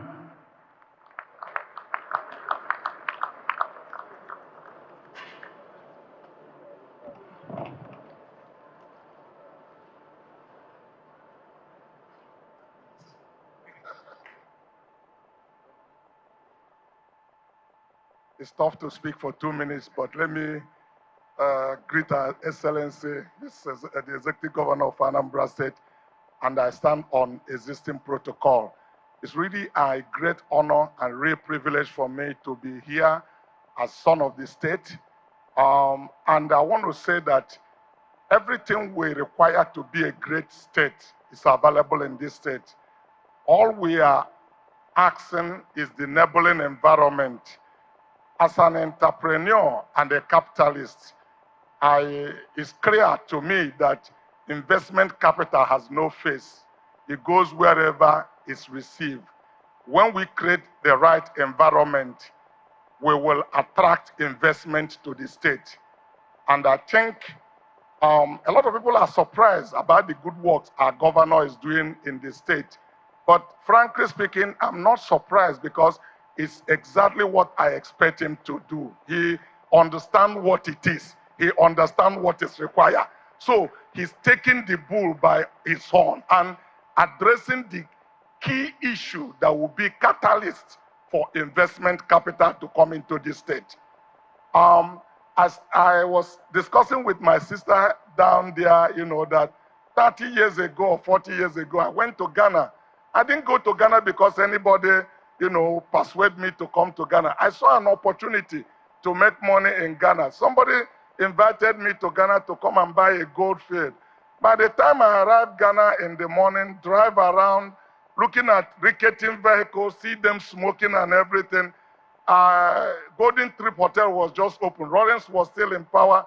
The following morning, the guy came, let us go to the field. I said, no, I'm going back to Nigeria. He said, what happened? What's the problem? I said, I find another gold field, something I'm very familiar with, and the opportunity, the area of my core competence. And we moved into Ghana about almost 30 years ago and have done business. Today, we are located in all the regions of Ghana. And here in Anambra State, I am one of those who are calling Anambaranians to say, please, let us look home. The time has come for looking back home. And in the last 30 years, we've been acquiring a property and was able to get up to 3,000 hectares of land. In 2015, when a former governor called for a meeting like this, and he shared his 7 pillars of economic pillar to be able to turn the economy of Anambra, and agriculture was one of them. I took a private meeting with him and said, I have this piece of property, but the people from your own town, each time I enter there, take me as a captive market. He said, no, that will not happen. And before you know it, the whole community we are talked to. And we today have 3,000 hectares of land in Anako where we cultivate rice. We mill it in the same Anak and move it into the market. And today we've been able to build art growers over 5,000 communities. There is opportunity in our state. Like I said, everything that is required is available.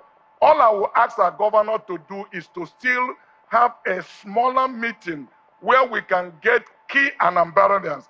Today, I came with one of ours who had built a factory in Sokoto, built one in Lagos. I wanted to build the third one. I said, no, we're going to Anambra. You have 44 billion available to you to invest. Let's go. I'm going to talk to the governor. You say certificate of occupancy is the problem. I will get it signed 24 hours. And he's here, sitting here, a young man here. Because there's some of them we have built who has the capacity. We can transform this state and make it great. God bless you.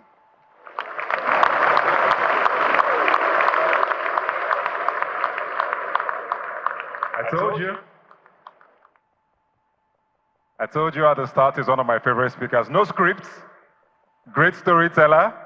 If we give him 1 hour, he will still be here. Your hands together for him once again. Thank you very much, sir, for all you continue to do and bringing the money back home to Anambra State. Ladies and gentlemen, I'm going to call on our next speaker. He's one of those people who you just hear the name, you don't even need to know anything else. You just hear the name and you recognize him. A very, very proud son of Anambra State, an industrialist, a great entrepreneur who continues to make not just Anambra, but Nigeria and Africa proud. Ladies and gentlemen, Sir Emeka Ofo.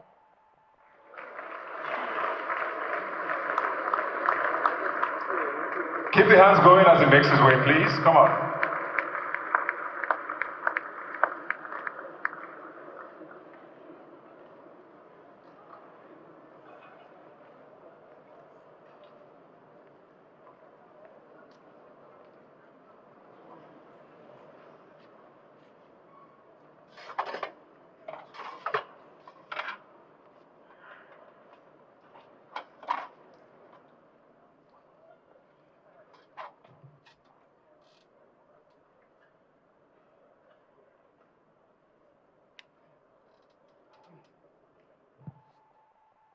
Excellency, the Governor of Anambra State,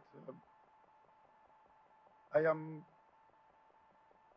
requesting that I will stand on the existing protocol as has been established for want of time. Well, I wasn't looking forward to be called, but the most important thing is that I am from Anambra State, and then I'm sure that every Anambarian is seeing the difference. Myself in particular, I'm a witness. I was talking with my brother, Chief Cosmas Maduka. I told him that the time for us to be doubtful are all gone. That investment, development, that Anambra State is moving forward. That if there are areas that we are having doubts, that the present governor has plugged them, because he's not a magician. What he has done is to plug all areas of loophole and wastages. And they have done savings, and then tighten the belts. And what we are seeing is that people are now beginning to have confidence in the state. And with that confidence that is coming back to Anambra State, we will see development. I am here as an industrialist. We are asking that all support that we are needed will be given by creating the enabling environment, which I know that the governor is not unfamiliar with. The governor knows what to do, and we will do the best. In the area of energy, power, I am with EEDC, and we continue to do our best. It's not easy. It's not easy because there are laws that are needed. If these laws are put in place, the legislative area arm of the government, that is the House of Assembly, will help us to make sure that all users of electricity pay their bills. By the time they pay their bills and the infrastructure that are laid are not distorted, we will be able to continue to provide our own services and continue to support Anambra State. Thank you. Round of applause for Sir E. Put your hands together for him. Ladies and gentlemen, the time is far spent. So may I have the honor and privilege of inviting the Honorable Minister, Regional Development, Abubakar Momo, to come and give us his short talk, please. Put your hands together for him.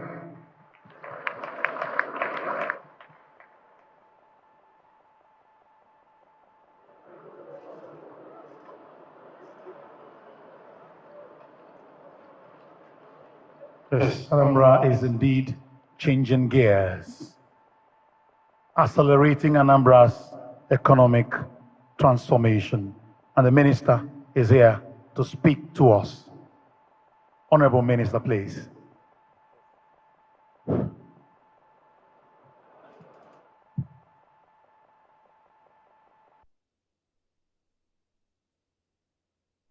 Your Excellency, the Executive Governor of Anambra State, Professor Charles Chukwuma Soludo, let me also recognize the presence of His Excellency, the Deputy Governor of Anambra State, Mr. Ikechukwu Ibezi.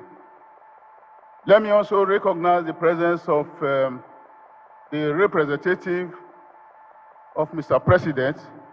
Of course, we didn't quite know much earlier that the representative is here, but I'm glad to hear that he's here to represent the Minister of Budget, who of course ought to be here along with me.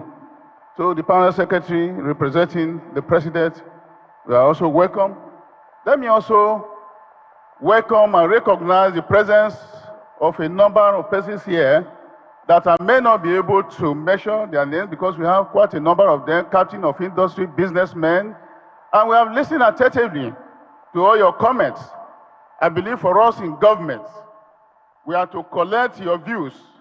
At the end of the day, it's expected that what is being discussed in this very summit will be translated to reality.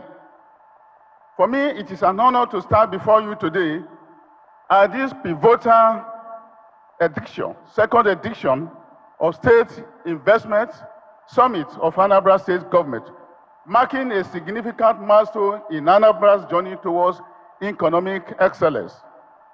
As we converge here today, we have to acknowledge the rich culture of Anambra State in terms of economic, robust and resilient antecedents of good people of Anambra State. Permit me at this juncture to draw your attention to the strategic location of this very state, the innovative spirit of the government and the people of Anambra State, and the entrepreneurial drive of the people, which have been known over the years, which of course is second to none in this country. Needless to say, that these attributes position the state for an unparalleled economic growth and development among the community of states in this country. I'm particularly pleased with the theme, changing gears, accelerating economic transformation, because it embodies a commitment to propelling the state for economic transformation.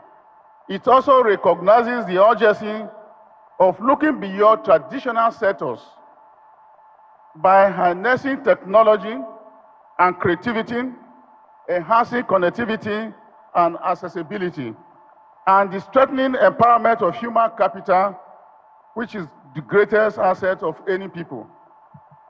The theme also resonates with the mandate of my ministry, which is the Ministry of Regional Development. And I want to say here that my ministry is relatively young, just about 3 weeks old.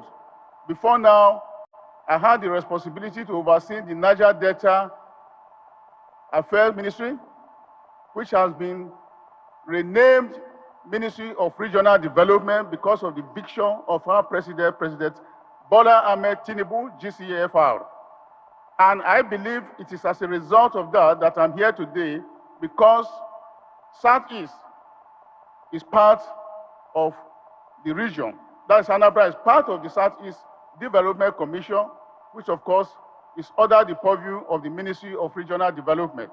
And this being my second assignment outside Abuja, since the change of nomenclature, I decided to be here today is part of all other commitments that have been saddled with back in Abuja. And I feel that it's an opportunity for me to also know those that I will be talking with in a very short time. And I know that in mind, that in a very short time, by the time that the commission take off properly, particularly the Southeast Development Commission, of which Anambra State is part, there is no doubt that there is going to be a synergy, collaborative synergy between the commission and the Anambra State government. And that will help to transform the state in terms of mega projects and all you can think of. The theme, like I said, is in consonance with the mandate of my ministry. And like you know, I said it was formerly Ministry of Niger Delta and now Ministry of Regional Development. And for now, the regional development are 4. We are expecting more in a very short time. And they include the Niger Delta Development Commission, the Southeast Development Commission, Northeast Development Commission, and the Northwest Development Commission.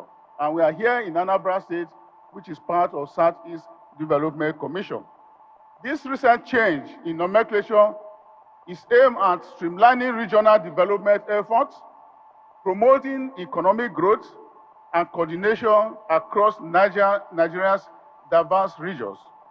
As a result of this broader scope, the scope of the ministry now includes regional economic growth, fostering economic development in Nigeria's region. And here today, we are discussing economic investment of Anambra State. I have no doubt as well that by the time the commission, Southeast Commission, takes off fully, they will be fully involved to partner with the state government in order to bring more development to the people of Anambra State. infrastructure development, enhancing connectivity and accessibility, human capital empowerment, developing skills and capacities, strategic partnerships, collaborating with stakeholders for sustainable growth. The realization of the regional development mandate is contingent upon the collective efforts of key stakeholders and policy drivers across various regions. To actualize the government's vision, strategic collaboration is imperative. Aligning regional development agenda is vital to fostering economic growth, transformation, enhancing quality of life for Nigerians. Through collaborative efforts, Nigeria can accelerate regional development, increase economic opportunities, improve livelihoods, enhance national competitiveness. Like I said, by the time the commissions take off fully, definitely there's going to be competition. And I've no doubt, too, that the Southeast Development Commission, by the mandate given to it, will excel and perhaps will be the model by which, of course, all the other commissions can be asked to copy from. Because I know what it is, the economic fortune and everything that is available in this Southeast region. The commission will, of course, tap into it and make meaningful progress in developing this place. By embracing partnership and cooperation, such as advocated by this summit, we can unlock Nigeria's regional potentials and achieve sustainable development. It is therefore imperative to note that Anambra State offers the following key enablers to economic growth and development. One is strategic location. It's like Anambra State is a gateway to all other states in the Southeast region and other regions of Nigeria. Two, it is business-friendly environment. I think I heard one mention today that the two major auto factories in this country are located in Anambra. I think it's a positive development, and by the time we have similar ones in other parts of the country, so much talk about development in auto industry address, so there will be a thing of the past. The third one is strategic partnership opportunities. Fourth, competitive incentive drives. And fourth, skilled workforce. Of course, we know what the people of Inewi and all other parts of the Southeast are known for. They are very skillful, and we tap on that by the time the commission starts operation in order to ensure meaningful development. Our presence here demonstrates the need to leverage on the strengths for rapid growth, strategic trade, enhanced revenue generation, and elevated global impact. This we can achieve through collaborating with the state to showcase investment opportunities in key sectors such as power, oil and gas, technology, digital and entertainment, culture and creative economy, and agro-industrialization. Two, empowering human capital through education, training, and skills development programs, aligning with the state's vision for economic transformation. Three, facilitating partnerships between investors, government agencies, and local stakeholders to drive economic growth and development. Conclusively, let me say that I wish to urge everyone to shift gears towards accelerating Anambra's economic transformation. Let us embrace this movement, seize opportunities to form significant partnerships with a bid to transforming Anambra State into a vibrant economic hub. And in order to achieve this, I think there's only one thing that is left for the state government to do, is to ensure that the security of life and properties of this place is guaranteed. The moment you have adequate security in Anambra State and other parts of the Southeast region, development of this area, of course, is guaranteed because of what is already on ground. Once again, I have to thank you for inviting me to be here, and also to thank the governor because I'm watching from afar. And from what I saw in the documentary today, there's no doubt that a lot have taken place in this very state, of which they are not properly made known to the public. I think you have to blow your top right, because if people outside Anambra don't know what you are doing, they will not be able to assess you. I'm sure with what you have produced here this money, if it is played on the national network, people will know that yes, Anambra State is working. Once again, I have to thank you and say God bless you for organizing this summit.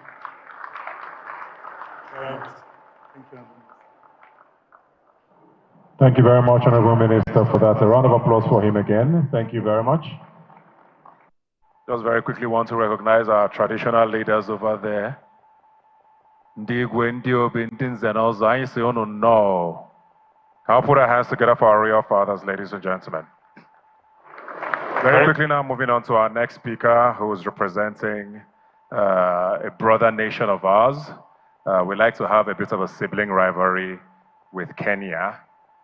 They might run faster than us long distance, but we beat them in football every time. Ladies and gentlemen, the Kenyan High Commissioner, Ambassador Isaac Parashina. Give him a round of applause, please.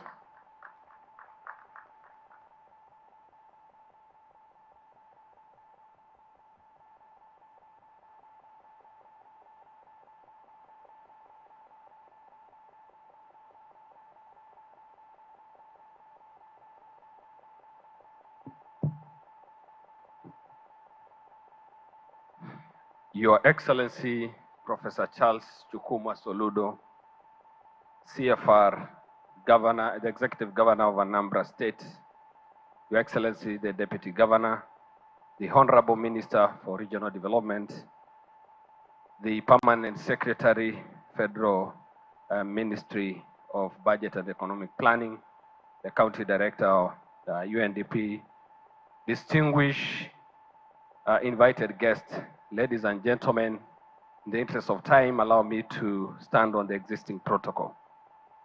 I'm truly honored to be here in Anambra, a region that has remarkable vision and progress in creating opportunities for sustainable growth, trade, and development. I would like to sincerely thank you, Your Excellency, the Governor and the people of Anambra, for your kind invitation to this important summit that seeks to foster local and international economic partnership and collaboration for mutual prosperity. I'm also grateful for a warm welcome and great hospitality since my arrival. Many of my Kenyan compatriots have strong connections with Anambra State and generally the southeast region of Nigeria.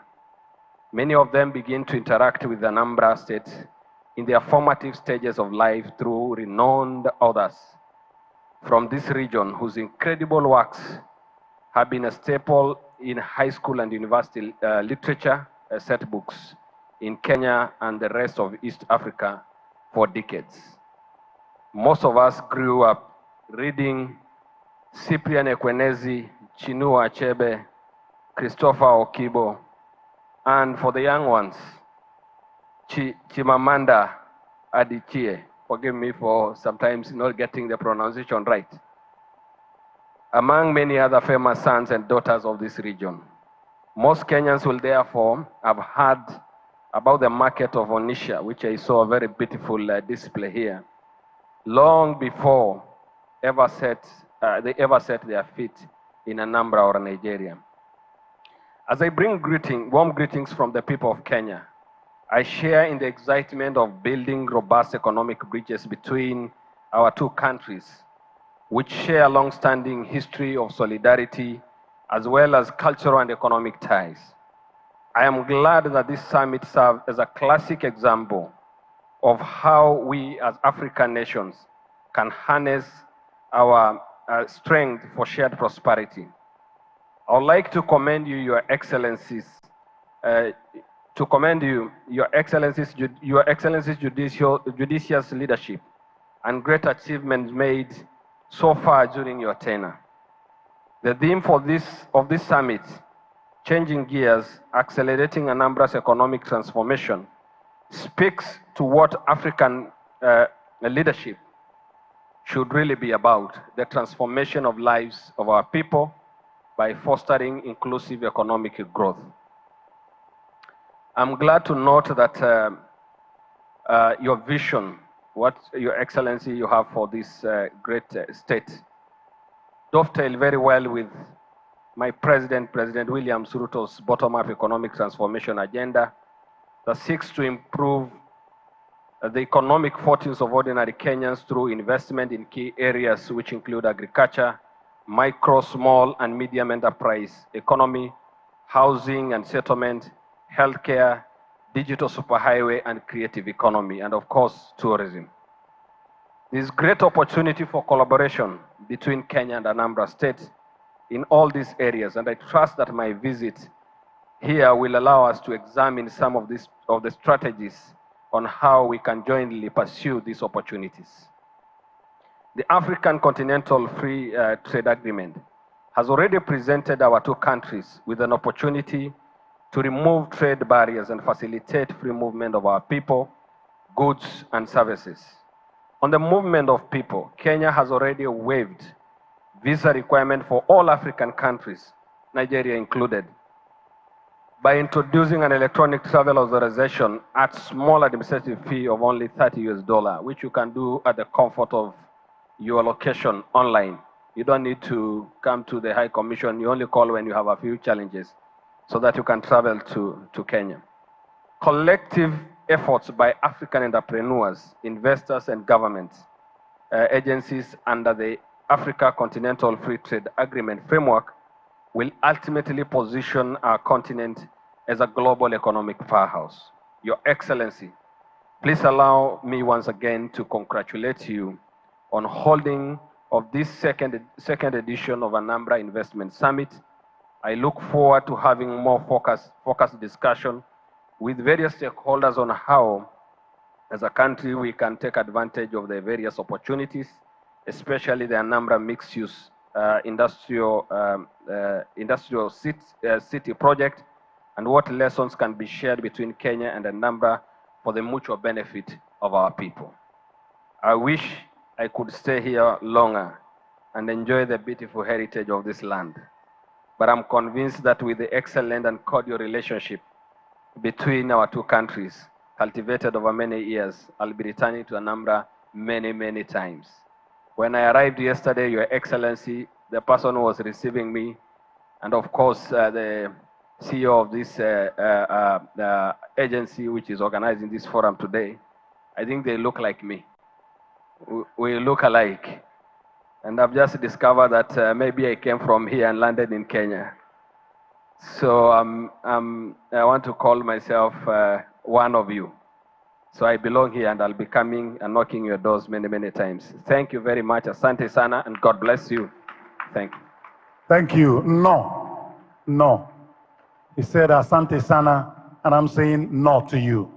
Ladies and gentlemen, politicians think of the next election, but statesmen think about the next generation. And that's Professor Charles Chukwuma Soludo, CFR, thinking about the future, preparing for the future, laying the foundations for the future. That is the man who has seen tomorrow. And he says that the best time to have done it was yesterday, but the second best time, it is now. Ladies and gentlemen, put your hands together as I invite to speak to us on this occasion, Professor Charles Chukwuma Soludo, CFR, Mr. Solution. Call him Mr. Solution. Yeah, please.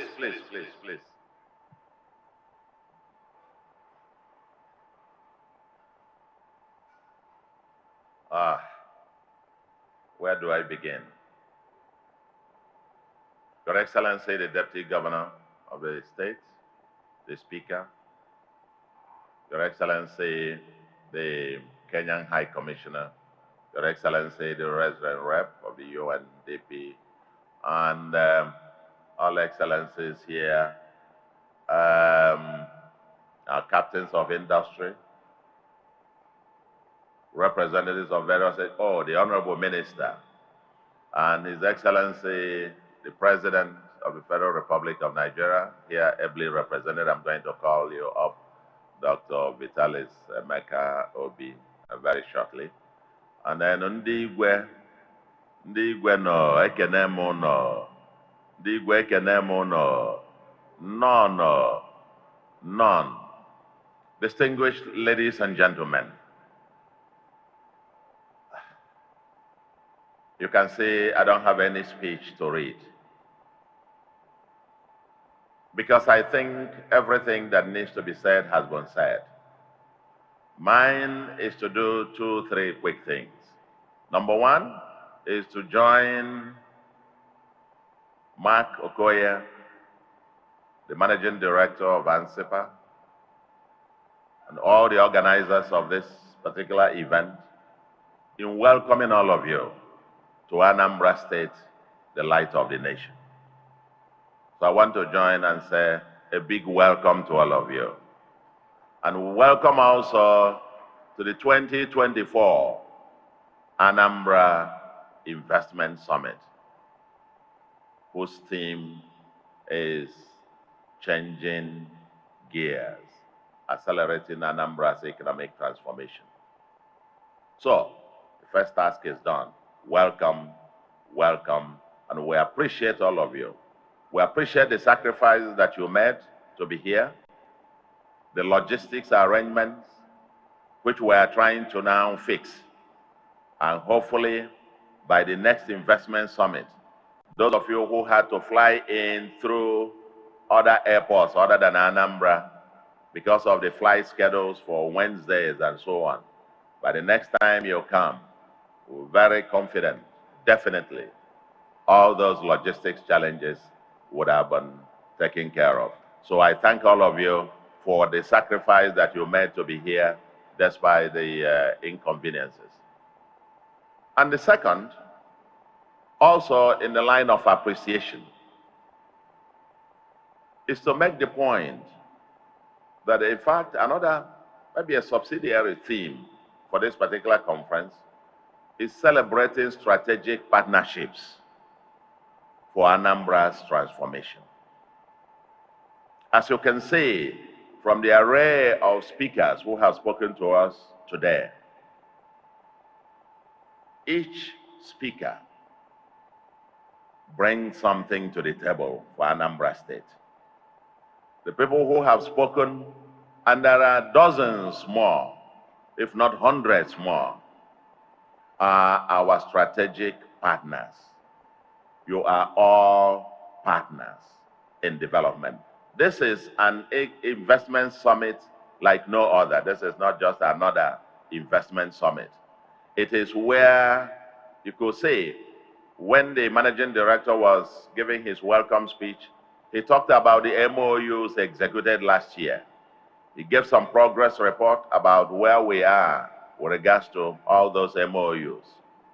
And today, in a few minutes to come, we will be signing even much more MOUs for the coming year, for now and on, some already ongoing. So here we close deals. And I want to say to my brother, Dr. Cosmas Maraga, who talked about our brother here, who has some 54 billion to invest. I said, well, I tell you one thing. You have that amount of money to invest here. You know what I'll do? In fact, I don't even mind vacating the governor's bedroom for you. The day you arrive, we just get you in a hotel. You wait there. I will bring, yes, my brother, yes. I was just talking about you. I said, the next time you come, just give me a call that you are coming. I will come and receive you at the airport. I will be your PA until we do the groundbreaking.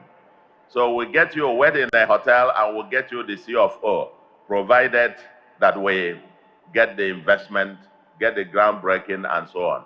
You see, very seriously, and I want to emphasize this point, Anambra is much more than ready for investment.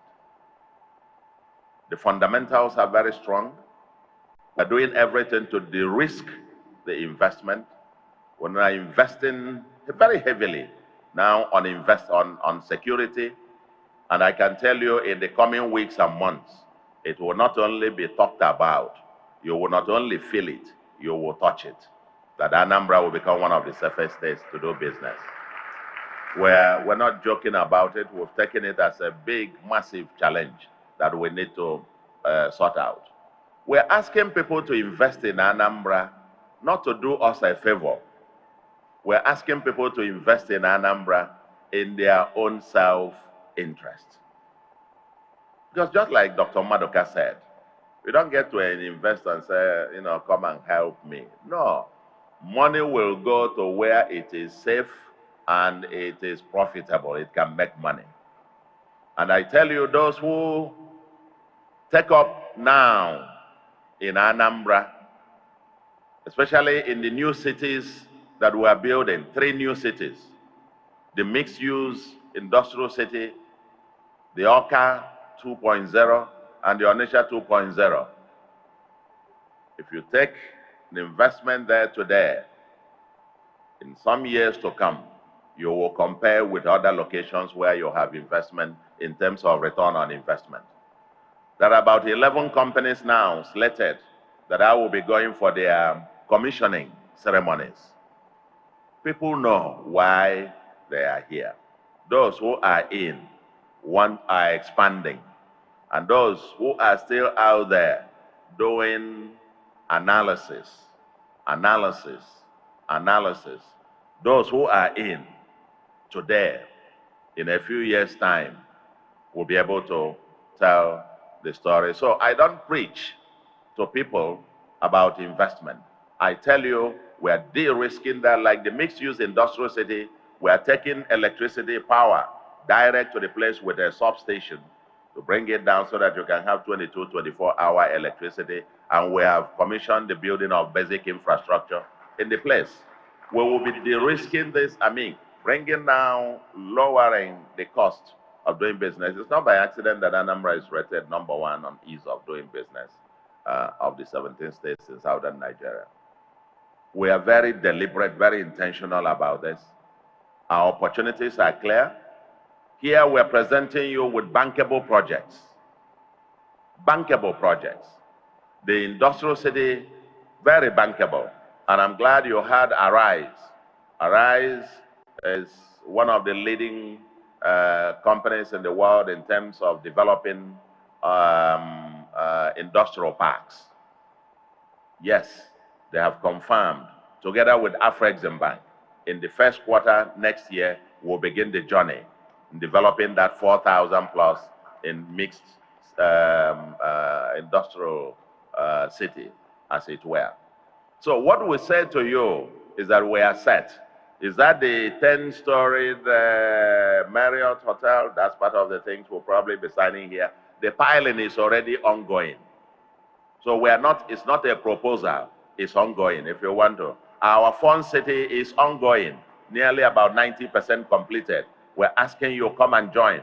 And we have a new city as well that we'll be developing, Agolo Lake area that we'll be developing. Another city, about 200 hectares, that will be the future entertainment leisure city of not only Nigeria, but of West Africa. Because the Fund City that we're building, I understand will be the biggest in West Africa upon completion in the next few months. So we're not just saying, come and those who start will have quite stories to tell. We come with value proposition. We're telling you, you have value to take home from Anambra. So we're looking for partners. And I thank all of you. Thank you, UNDP. Thank you, NALDA. Thank you, all those who have spoken. The Automotive Design Agency, and so on. Let us all, hand in glove, holding one another, Let's move. Others who are here already will be commissioning them. On energy, well, one of the two panels that will happen afterwards here, because after my remarks, I think we'll be listening to the speech from Mr. President, and then I understand Mark just whispered to me, we may have to stretch off a little bit for a few minutes. People grab a cup of coffee or whatever, and then we assemble again, sign the strategic agreements, MOUs, and so on, and then have the two technical sessions. One session will be on that mixed-use industrial city, and we'll see what it is all about and how we are proceeding about it. But all I can tell you is that today, if you need land, and we have proof of concept, not only proof of funds, because I have to be very serious. Land is platinum gold in Anambra. Just like Lagos, we have the second smallest landmass after Lagos. And we have the second highest population density after Lagos, population per square kilometers. So we don't have land. But while Lagos is expanding by reclaiming the ocean, Anambra is shrinking because of gully erosion. So land is shrinking in Anambra. It's very scarce, very pricey, and that's why in all around the places where we are developing, you put up the infrastructure today and the value goes up 2,000% in a few months. So for those who come, if you're coming to invest, you need land. We have reformed our Ministry of Lands. You can get C of O within hours or days, 3 days now. We can get you C of O to do business. But we can only, and I tell you, I'm very business-like about it. Very business-like. Show us the money, show seriousness about commitment. I will give you an irrevocable letter of comfort. Okay? Contingent on you demonstrating some clear milestones in terms of the investment. Because what had happened in the past is that some land speculators come and they tell you they have $10 billion to invest. Give us land. You just give them the land, they go and fence it around and wait for Soludo to leave office. And then they go and partition it and start selling land. Because just granting the land in itself and they fence it, the value more than doubles. Then the next time again, you see them parcelate it and they go to Ministry of Land and ask for change of purpose. And then they parcelate the land and start selling land. So, other than land speculators, those who really want to do investment, we give you revocable letter of comfort so you can approach your banker or your financiers. And once you achieve clear key milestones as agreed, we then issue you the certificate of occupancy. We don't issue that before you come because we have seen, in fact, we have had to revoke several of those lands held by speculators, as it were. But for those who are ready and who are doing business, we have been, issuing them with us, and we're going on inspection and seeing the projects on development. So we are ready. If you are ready, we'll move on with you as strategic partners. We are investing billions on our airport to, complete it fit for purpose in all ramifications. I think in the next few weeks or so, we'll be able to complete the landing thing, and then aircraft will be able to land at night and any time of the day. And then building the, if you pass through the airport now, you'll see even the road itself, the entry and the exit from the highway and so on. We're just doing it properly, and the protocol lounge and so on and so forth, all of those will be ready in the next few weeks and months. So what is the message to all of us in the Anambra and to Nigerians and to the world? Here is the place to be. I heard the Honorable Minister make the point about the strategic location of Anambra State. Anambra is a hub that has boundary with the north through Kogi, boundary with the southwest, south-south via Delta and rivers. We have boundary with Delta and rivers on the south-south, and we have boundary with Enugu, Abia, and Imo. It's a hub, and that's why it ended up having the largest market in West Africa. And we are rising again. A new market has been designed. We're going to have not just the largest market in West Africa, but the largest in Africa. And those of you who are interested in investing, let's come and do it together. We have these things designed. They're not ideas floating, and costed actually. So, Dr. Madoka and a young friend, that 54 billion, I will not let you leave this town with it again. You are going to drop it behind before you leave, so to speak. If you want to be part of rebuilding the new main market, fine, you drop it. Dr. Madoka, Sa'i, several others. I know the gas and the stuff that we'll be discussing in the next panel discussions. I know that Dr. Ibeto has a gas plant already on CNG and so on, but we'll now be talking about our gas to power initiative, as it were. Many of the solid mineral sector, we are building the kaolin plant to proof of concept. But then we have several other which will be commissioned in the next few months. Then other solid minerals, come and partner with us. We are having them sorted out now to work with the Federal Ministry of Solid Minerals. We'll get the concessions ready for business. Come in and we'll de-risk them and ready for you to make money. Because our own interest, we must ensure that you make money. That way, you will find it profitable to invest here. And our job, our mission, is to turn Anambra from being a departure lounge to a destination. And that's where we are trying to build all these things that will attract you and make this home.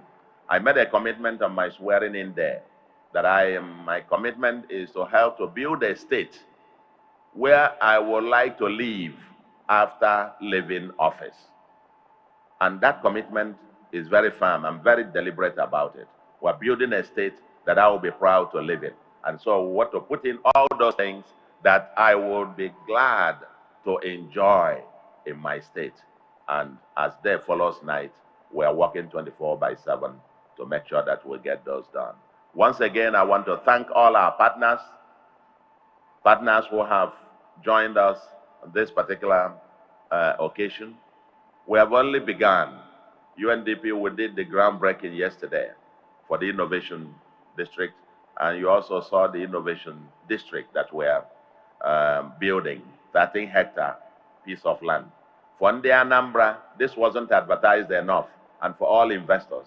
We have 13 hectares of land where you have the government house now, the governor, where the governor's office and all those buildings all around the place.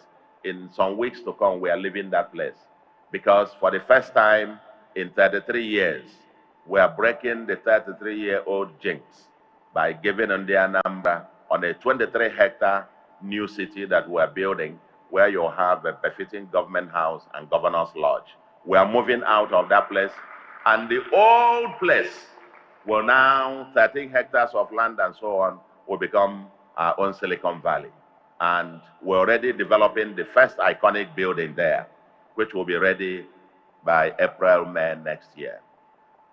24 hours are not enough. We're in such a great haste. But I welcome you all as partners. As partners, let us partner to create prosperity. Prosperity for you and prosperity for Ndi Anambra. That is the mindset with which we approach it. We're not asking for charity. We're not asking you to do us favor. We're asking, let us also help you to make money. That way, Anambra will prosper. And it's on this note that I It's my pleasure. Therefore, let me do the job of the compare by now welcoming our own son, the Permanent Secretary, Federal Minister of Budget and Economic Planning, Dr. Emeka Vitalis Obi, whom I understand the President had delegated the Minister of Budget and Economic Planning to come on his behalf.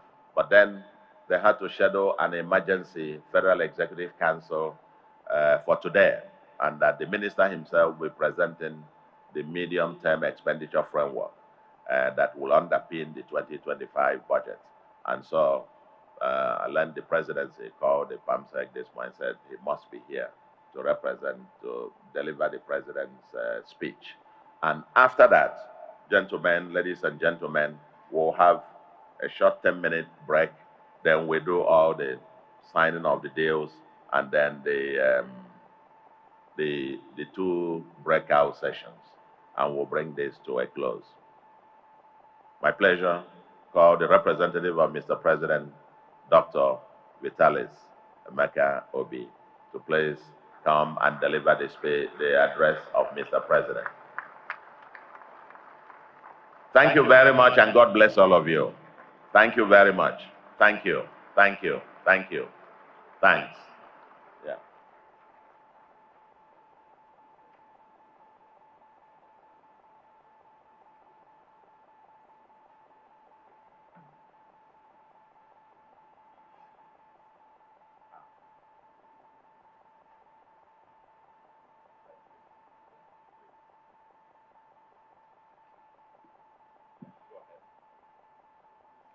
Your Excellency, the Executive Governor of Anambra State, Professor Charles Chukwuma Soludo, CFR, Your Excellency, the Deputy Governor of Anambra State, Dr. Onyeka Chukwu Ibezim, Your Excellency, the Honorable Minister for Regional Development, His Honorable Abaka Momo, Your Excellency,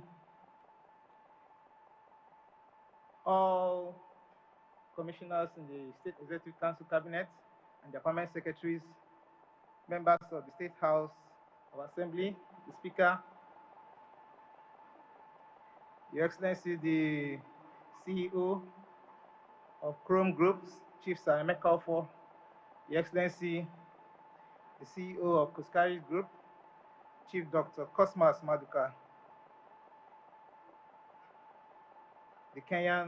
the High Commissioner for Kenya, all diplomatic envoys here present, the Country Director, UNDP,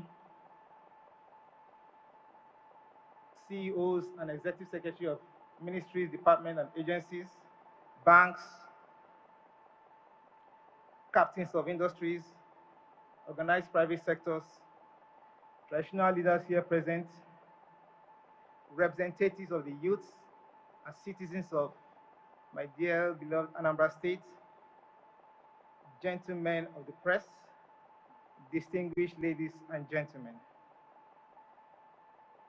I hereby present the remarks by His Excellency the President of the Federal Republic of Nigeria, President Bola Ahmed Tinubu GCFR, at the Anambra Investment Summit this day, Thursday, the 14th of November 2024. I read thus. I am honored to join you all for the Anambra Investment Summit 2024.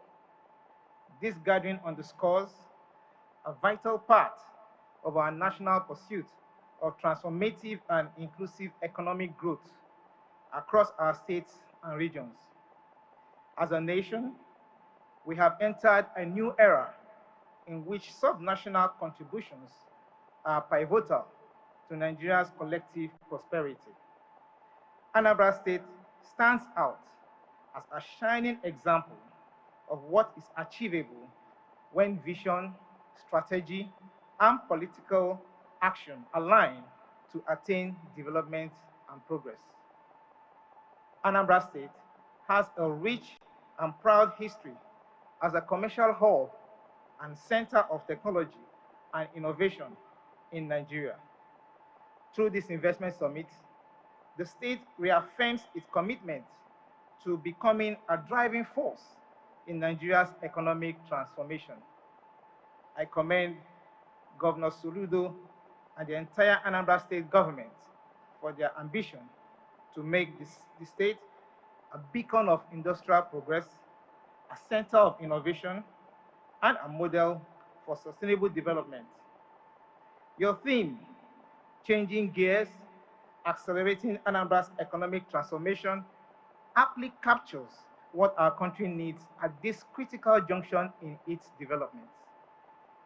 Ladies and gentlemen, the path to economic prosperity at the subnational level begins with a solid commitment to security, infrastructure, technology, agriculture, industrialization, and empowering our people. I am encouraged by Anambra's dedication to these pillars through its roadmap for economic development. As president, I remain steadfast in delivering on my electoral promises. Our vision is to create a prosperous, secure, and inclusive Nigeria. We are implementing necessary reforms to strengthen our economy, but we recognize these challenges can lead to short-term discomfort. Many citizens face challenges due to the temporary painful outcomes of these reforms. I empathize deeply with those hurting at this time. Let me commend Governor Soludo for conceptualizing and developing several groundbreaking projects in Anambra State that will promote the state as an investment destination. These include the Anambra Mixed-Use Industrial City, the Anambra Intra-Rail System, the new Oka and Onitsha City developments, and the Solution Innovation District, Anambra's own Silicon Valley. Reflecting on my journey as governor of Lagos, I envision significant infrastructure projects such as the Lagos Light Rail, the Eco Atlantic City, the Lekki Deep Sea Port. Many critics dismiss the plans as mere political rhetoric. Yet today, with 3 governors who came after me, those projects are operational, thus serving as a testament to what is possible with vision, determination, and political will.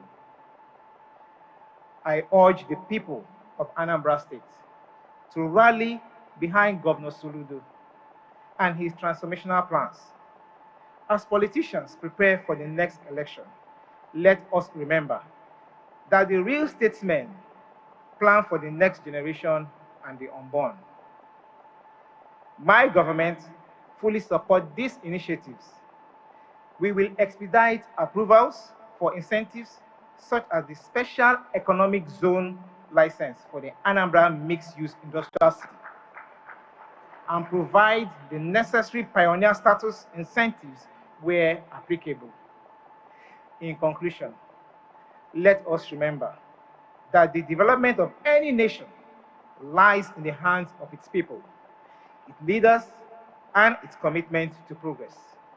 Let us make this summit a turning point, a springboard toward a more prosperous, secure, and sustainable Anambra and Nigeria. I congratulate the state on this momentous occasion and look forward to witnessing the remarkable achievements this summit will bring. On this note, I formally declare the Anambra Investment Summit 2024 open.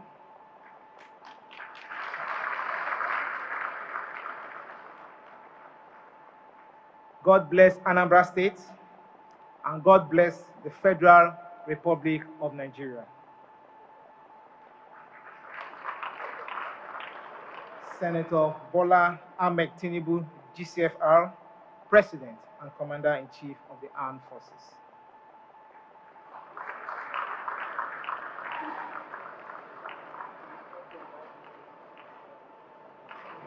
I think our president deserves a bigger round of applause. Thank you very much to the President of the Federal Republic of Nigeria. He'll be represented here by the Permanent Secretary, Ministry of Budget and National Planning, Vitalis Emeka Obi. Thank you very much for that beautiful message. Ladies and gentlemen, what a day we are having so far. What a day we're having so far. Can we put our hands together for the Executive Governor again? That speech he gave earlier was really, really mind-blowing. I know those of you who are not from Anambra State might be a little jealous.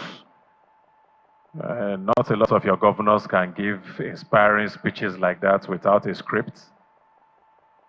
We are happy to inspire you, but we will not be loaning our governor anytime soon.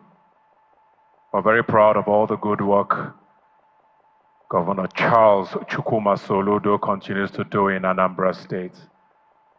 And we heard all of the great plans that this beautiful state of ours have to come in the future. And like he said, by this time next year, you won't even recognize what you're seeing right now in the state because the plans are heavy. Last year, we had a few of the signings done right here on this stage. And if you viewed some of the exhibits outside and you've interacted with some of the guests here, you know that the results are already been shown. So it was nice to hear the governor talk about a lot of the great plans he has in future. I was waiting to listen to one thing though, because last year, Mr. Governor, you promised to name a street after me. I'm still waiting. I thought you were going to talk about it. Maybe when you are signing, I'll be the last person that will sign the street part with you. Ladies and gentlemen, it's time for us to call on the Executive Governor of Anambra State back to the stage because it's time for us to sign some of these amazing agreements. We know that our brother here has promised us 58 billion. Well, looking at you, don't worry, we'll come to you later. Please welcome the Executive Governor of Anambra State.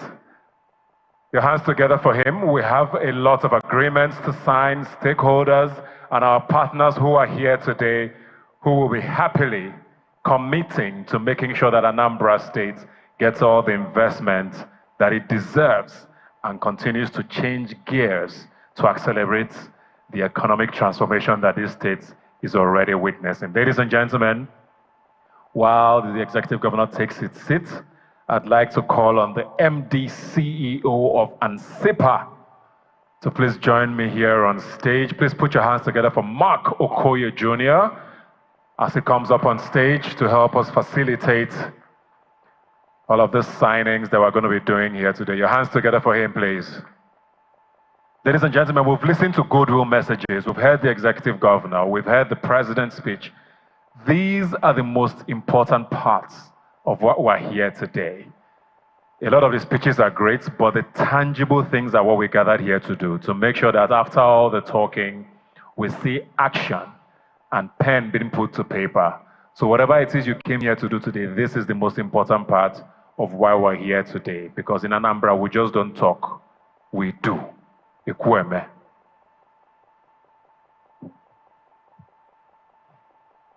Your Excellency, Your Excellencies, all other protocols duly observed.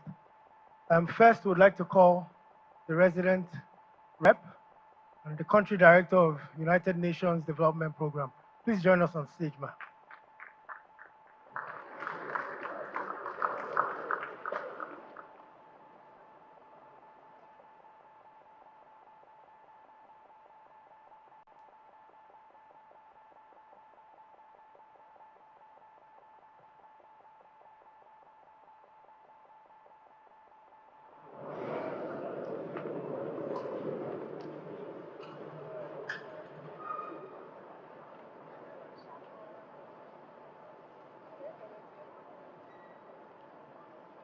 The UNDP and Anambra State government will be partnering to build the Maker's Place, the digital hub and innovation hub to be built here in Oka at the library. And it was actually groundbroken yesterday. The groundbreaking for the ceremony happened yesterday. And the project will be completed in about a year. Less than a year. Oh, wow. Less than a year. Sorry, ma. So please, a round of applause for the UNDP and Anambra State Government.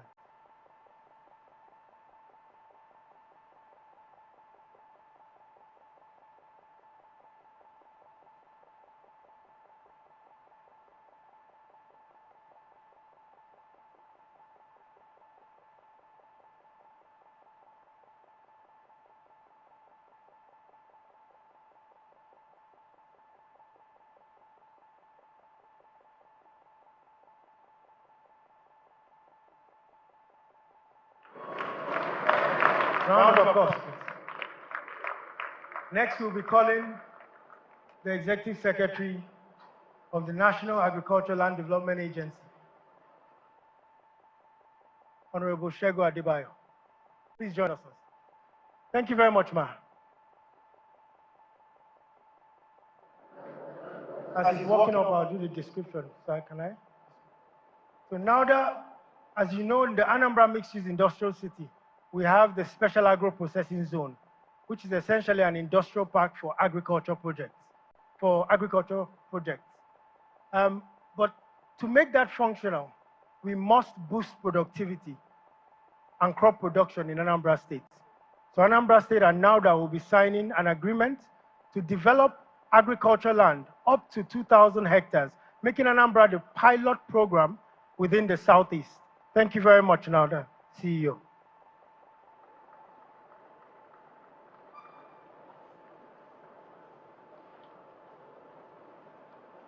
And the important thing about this agreement is that in the past, in the NAUDA of before, they would typically just maybe develop the land, and then the sustainability plan was not necessarily well structured. But the DG, or the Executive Secretary, insisted that every project we go into, there must be a private sector component to ensure that such lands, we introduce mechanized agriculture. Thank you very much. Thank you very much. Kandami Adepoju, the Director of Marriott West Africa Developments. Can she get ready to come up, please? Ladies and gentlemen, while this goes on, especially those at the back, please, can we limit our movements? This is a very integral part of today's event. Please limit how you walk about and chit-chat. Please settle down wherever you are. Thank you. Dami Adepoju, is she here?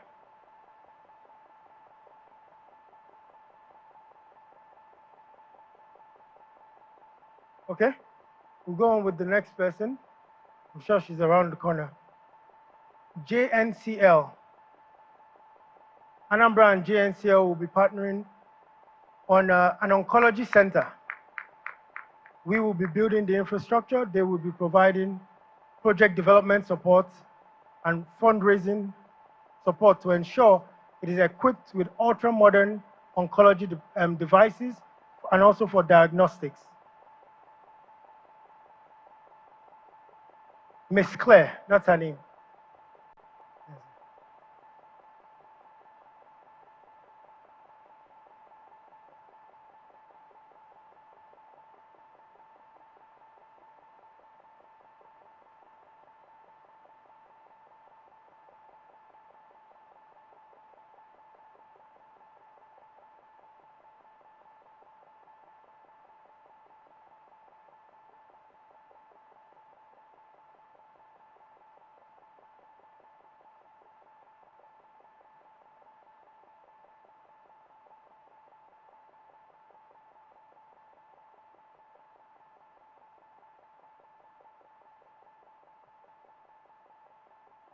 Can Marriage, please, Marriage, be prepared to come up?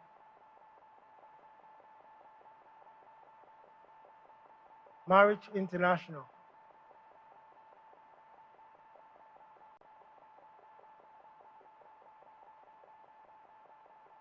Marriage.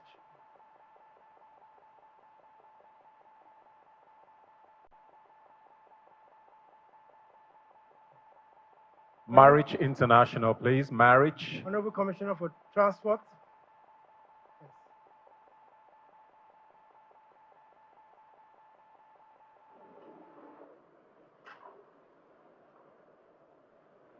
Marriage is one of our own big industrialists here in Anambra who has committed to building a transportation terminal that would have electric vehicles, charging stations, CNG stations, and an ultra-modern bus park at the Okuzu Park. Project we've worked on for about 7 months with the Ministry of Transport. Thank you very much, Mrs. Patricia Egubike. We'll be committing about 1.5 billion in the first phase, and in the second phase, another 1 to 2 billion naira. Thank you very much. Is Dami here?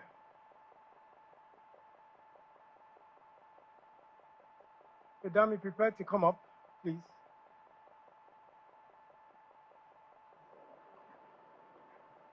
Okay. Yes, so Dami will be signing 2 agreements. She's the director in charge of Marriott International West Africa. And as Mr. Governor promised, he wants to transform Anambra from a departure lounge to a destination. So the hotel to my far right, the 150-bedroom, 5-star hotel, Marriott will be managing it on behalf of the state. And the Agulu Lake Hotel, which we already own, it will be managed by Protea. And that's the agreement being signed.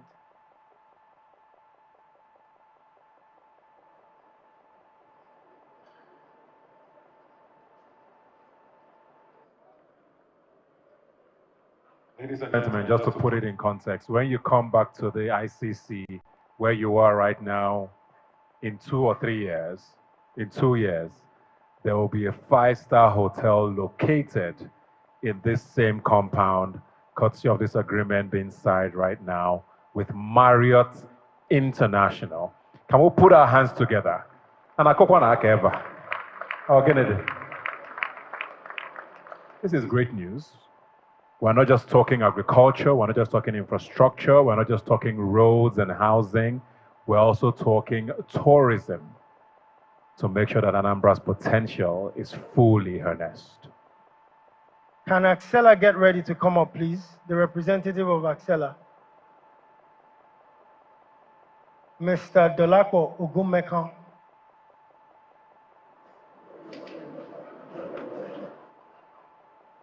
The head of sales and marketing, representing the CEO of Axela.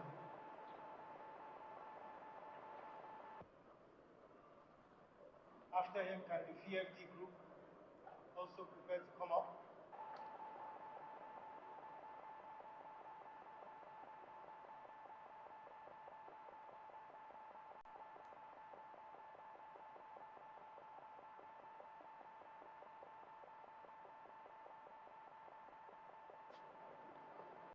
Thank you.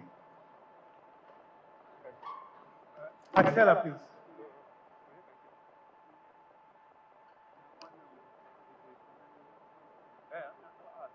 Axela, for those who don't know, owns the largest network of gas pipelines in the country, formerly part of Owando, but now a standalone entity, a very ambitious company. And this is just a display of intent of what Mr. Governor is trying to achieve. They will be working with us to design, develop, and finance gas pipeline projects aimed at reticulating gas to Newi, Onitsha, Oka, and in the medium to long term, the Oka mixed-use industrial city. They have already commissioned a pre-feasibility, so I think this one could move quite quickly. We are searching for feedstock, and we know SIPCO is here. So look forward to that panel.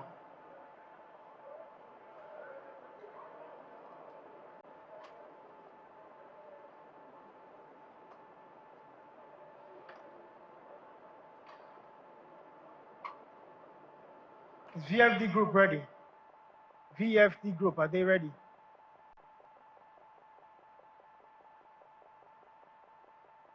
Is VFD group here? Please, a round of applause, please, a round of applause.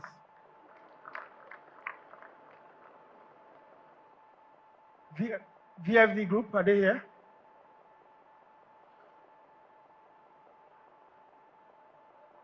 VFD group, is owned by Onye Anambra Nonso Okpala from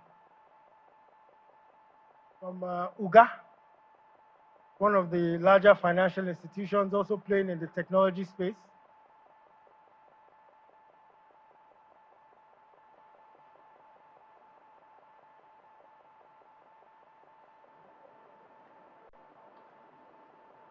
VFD have also commissioned an extensive study of Anambra State. They are very ambitious about building their renewable energy business, and they want to design, finance, build and operate solar independent power plants to all our major markets in the state. They want to move very, very quickly.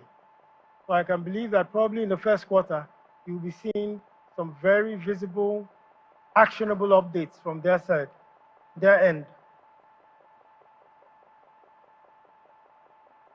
Congratulations.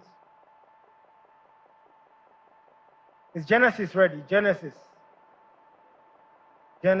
Energy. Are they ready? Are they here? Please come forward, please. Very quickly.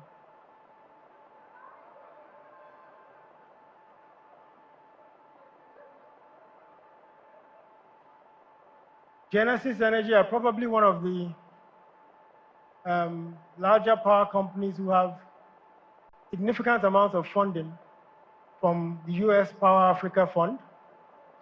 And they already have actually purchased the turbines, but they are looking for feedstock. They want to provide power to our major industrial clusters in the Onitsha Harbor area.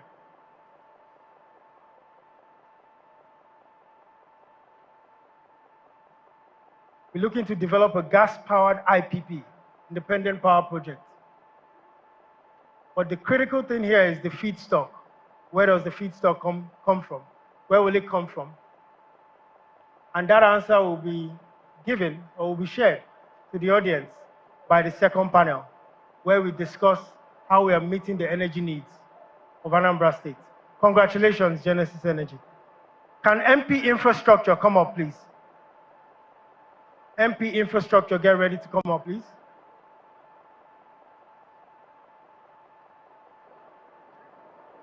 MP Infrastructure are the developers of the largest smart city in the southeast and the south-south. 100 hectares of land in Oka was given to them 3 years ago, 3.5 years ago. The city is complete with 16 kilometers of internal roads, fiber, power cables buried. Homes are all smart. And now they're partnering with us to develop the first phase of Onitsha of the new Onitsha city. Their role on this, while the state supports the project with the reclamation, dredging of sand to fill the first phase, their role will be to finance all the studies, finance the master plan, and also fund the infrastructure on the first 50 hectares of the city. This will be done over the next 12 to 18 months. And Mr. Governor has committed for the dredging to commence next year. MP Infrastructure.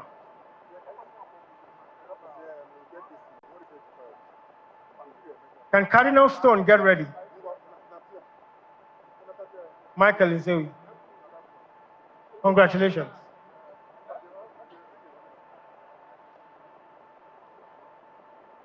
Now, for those who know, as Michael comes up, for those who know Mr. Governor's brainchild while he was at the CBN, he was the founder, he conceptualized what is today the Africa Finance Corporation.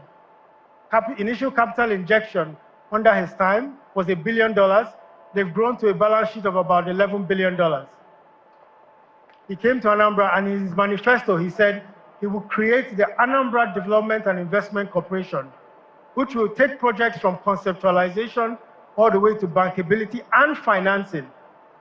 As a show of effort, as a show of intent, the law of the Anambra Development and Investment Corporation has already been sent to the House of Assembly, and Cardinal Stone, who are the country's premier investment banking firm, has shown that commitment by investing 500 million naira of seed capital into the Anambra Development and Investment Corporation.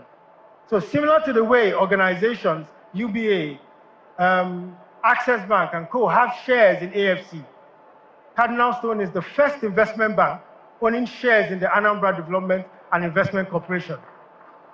So the banks who are here, the other investment banks, development finance institutions, Mr. Governor wants ADIC to have the same structure, the credibility, the integrity and corporate governance that AFC has, and we are replicating that at the Anambra level. Congratulations, Mike. Thank you, sir.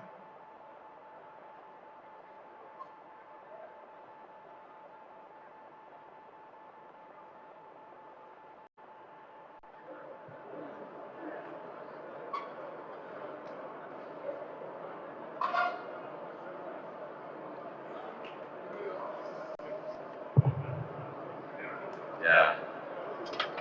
Hello? Hello? Yes, we have just finished signing a set of these agreements and MOUs, and we're hopeful that by the time we come back next year, we'll be able to give progress report. Last year, we signed with Oma Kojo Motors, and I understand by January, we'll be going for the commissioning of the second automobile manufacturing company here in Anambra State.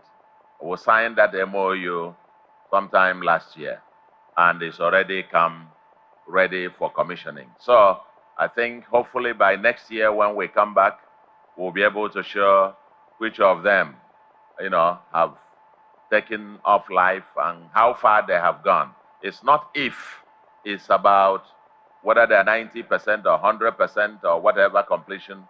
Huh? Yes, Orca Shopping Mall was signed last year, and we're hopeful that by March we should be commissioning that as well, and so on and so forth. So it's this is not another investment summit where we'll come and do talk shop and it will be nice to invest or discuss 1,000 reasons, constraints to investment. Here, when we discuss all the constraints which we know, we also find 5, 6 reasons why we do invest. And here in Anambra, the investors delight. And like I said earlier, I will be heading to the commissioning of about 11 major manufacturing plants that have just been completed recently here in Anambra. So we'll be signing more as they come. But you come and we're ready for business. Thank you very much. And I think the panel now goes into session. Okay? Thank you very much.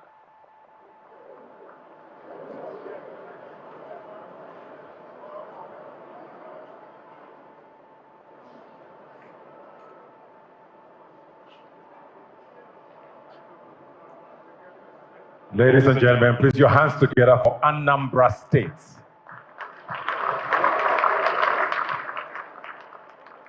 Anambra State is working. We're moving forward. There's a lot happening in this state. Spread the word. Tell your friends, tell your colleagues, tell your business partners that if they want their businesses to thrive, if they want their investments to yield results, this is the place to be. Once again, your hands together for Executive Governor of Anambra State, ladies and gentlemen. I can see a lot of business deals being signed and contacts being made, but would please crave your indulgence to please settle down. I know the Executive Governor had mentioned earlier that we'll take a tea break. Don't worry, refreshments will come to you wherever you are, because we like the momentum that we have right now. We want to keep that momentum going so that we just have our 2 panels very quickly and then call it a day and spend the rest of the evening signing those informal deals that we didn't sign on stage, because we know a lot of you are hungry to invest in Anambra State. Ladies and gentlemen, please, wherever you are, please take your seats. This is a very integral part of today's event. Please take your seats wherever you are. Those of you who are trying to meet with our dignitaries and our VIPs, please, we humbly ask you to please take your seats because we still have a few things to go before we wrap up the event for today, this afternoon.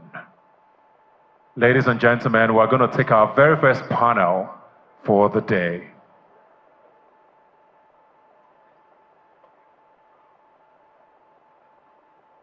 Yes, you've heard what Ebuka has been hammering. Please, want to crave your indulgence, so please take your seats.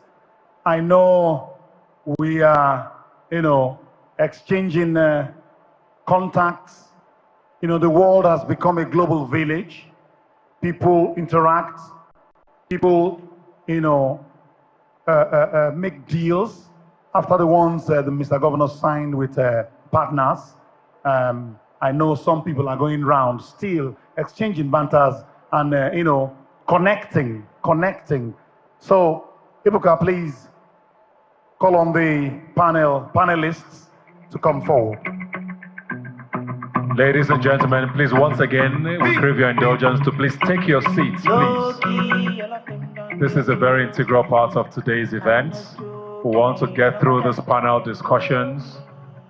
Please take your seats wherever you are so that we can hear what this panel has to say to us.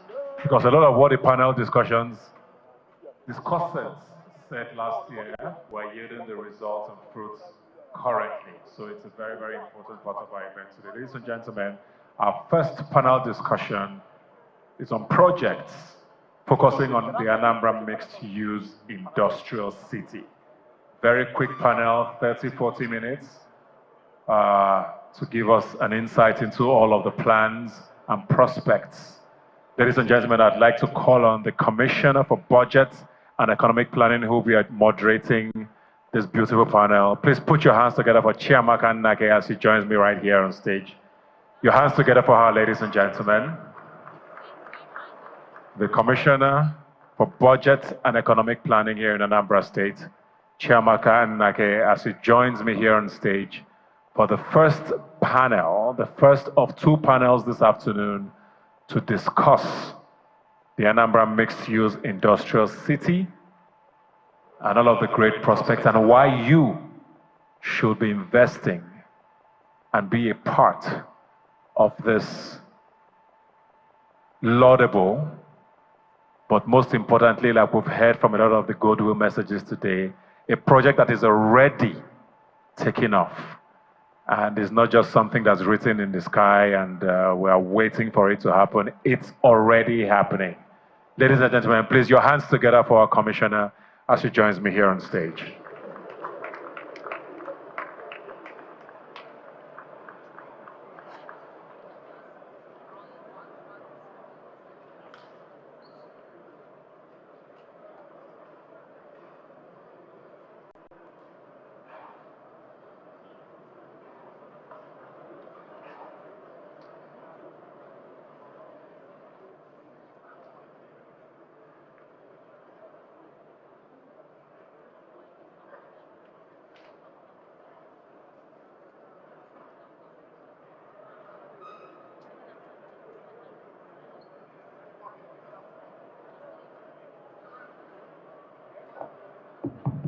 Good afternoon, everyone. Hope you're having a good day. It's been, I would say, an exciting time here. And I would say this is our very first panel. Okay. The moderator, the MC just introduced me. So my name, he said, and it is Chiamaka Nake, the Commissioner for Budget and Economic Planning, Anambra State. So here, so I'll introduce my panelists, right? So this is a very interesting panel, and I hope before we start, everyone settles down, just so we can understand and actually enjoy the session. So it's about the understanding of Anambra State mixed-use industrial city. And I know that throughout this investment summit, I think from beginning to this time, we've all heard about the mixed-use industrial city, and we also have heard about AMIC. I think this is just the time for us to understand what this is all about. So let me start off by inviting my panelists. The first person to come up is Commissioner for Industry, Mr. Christian Udechbu. Please come up.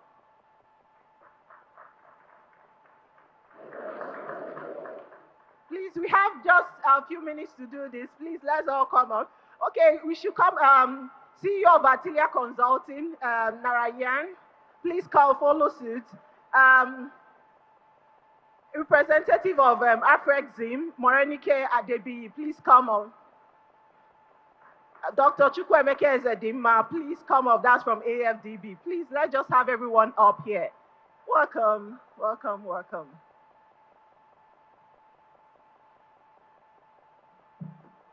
Once again, ladies and gentlemen, I know we have so many things to catch up on.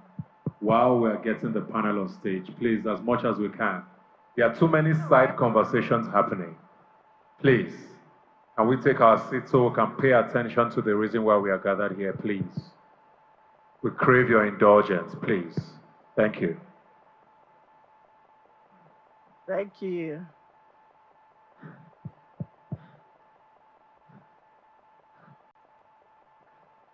The panel is about to start, and we need all the attention possible. Okay, it's about AMIC. We are here to discuss AMIC. That's Anambra State's mixed-use industrial city. And of course, we've had a whole lot. We've had from the presentation, from the MD's opening remarks, the video presentation, to the governor's speech, to everything that has happened. There's been a whole lot said about the Anambra State mixed-use industrial city. So this panel is just to have a deeper dive, just to explain what this mixed-use industrial city is about, the features and the opportunities that it portends for the Anambra and potential investors. So this is what this panel is about. We hope by the time we are done with it, everyone in Anambra State and every potential investor will see this as a potent opportunity to be to take advantage of. I think that's just what to start off. But just for a big background, the mixed-use industrial city is sitting on 4,000 hectares. Is located in the southern part of Anambra State, and of course, it has over 10 zones. Right? I know that the details will be explained in the by one of my panelists.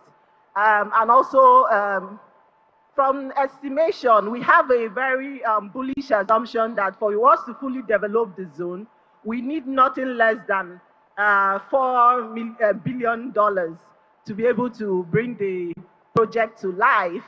And of course, the full development of the project. So what we're saying today is actually to have a very big understanding, or very deep understanding of what this project is about, the opportunities therein, and also some commitments from our partners and panelists here who would actually say, tell us the role they would like to play in bringing this very big project to life, right?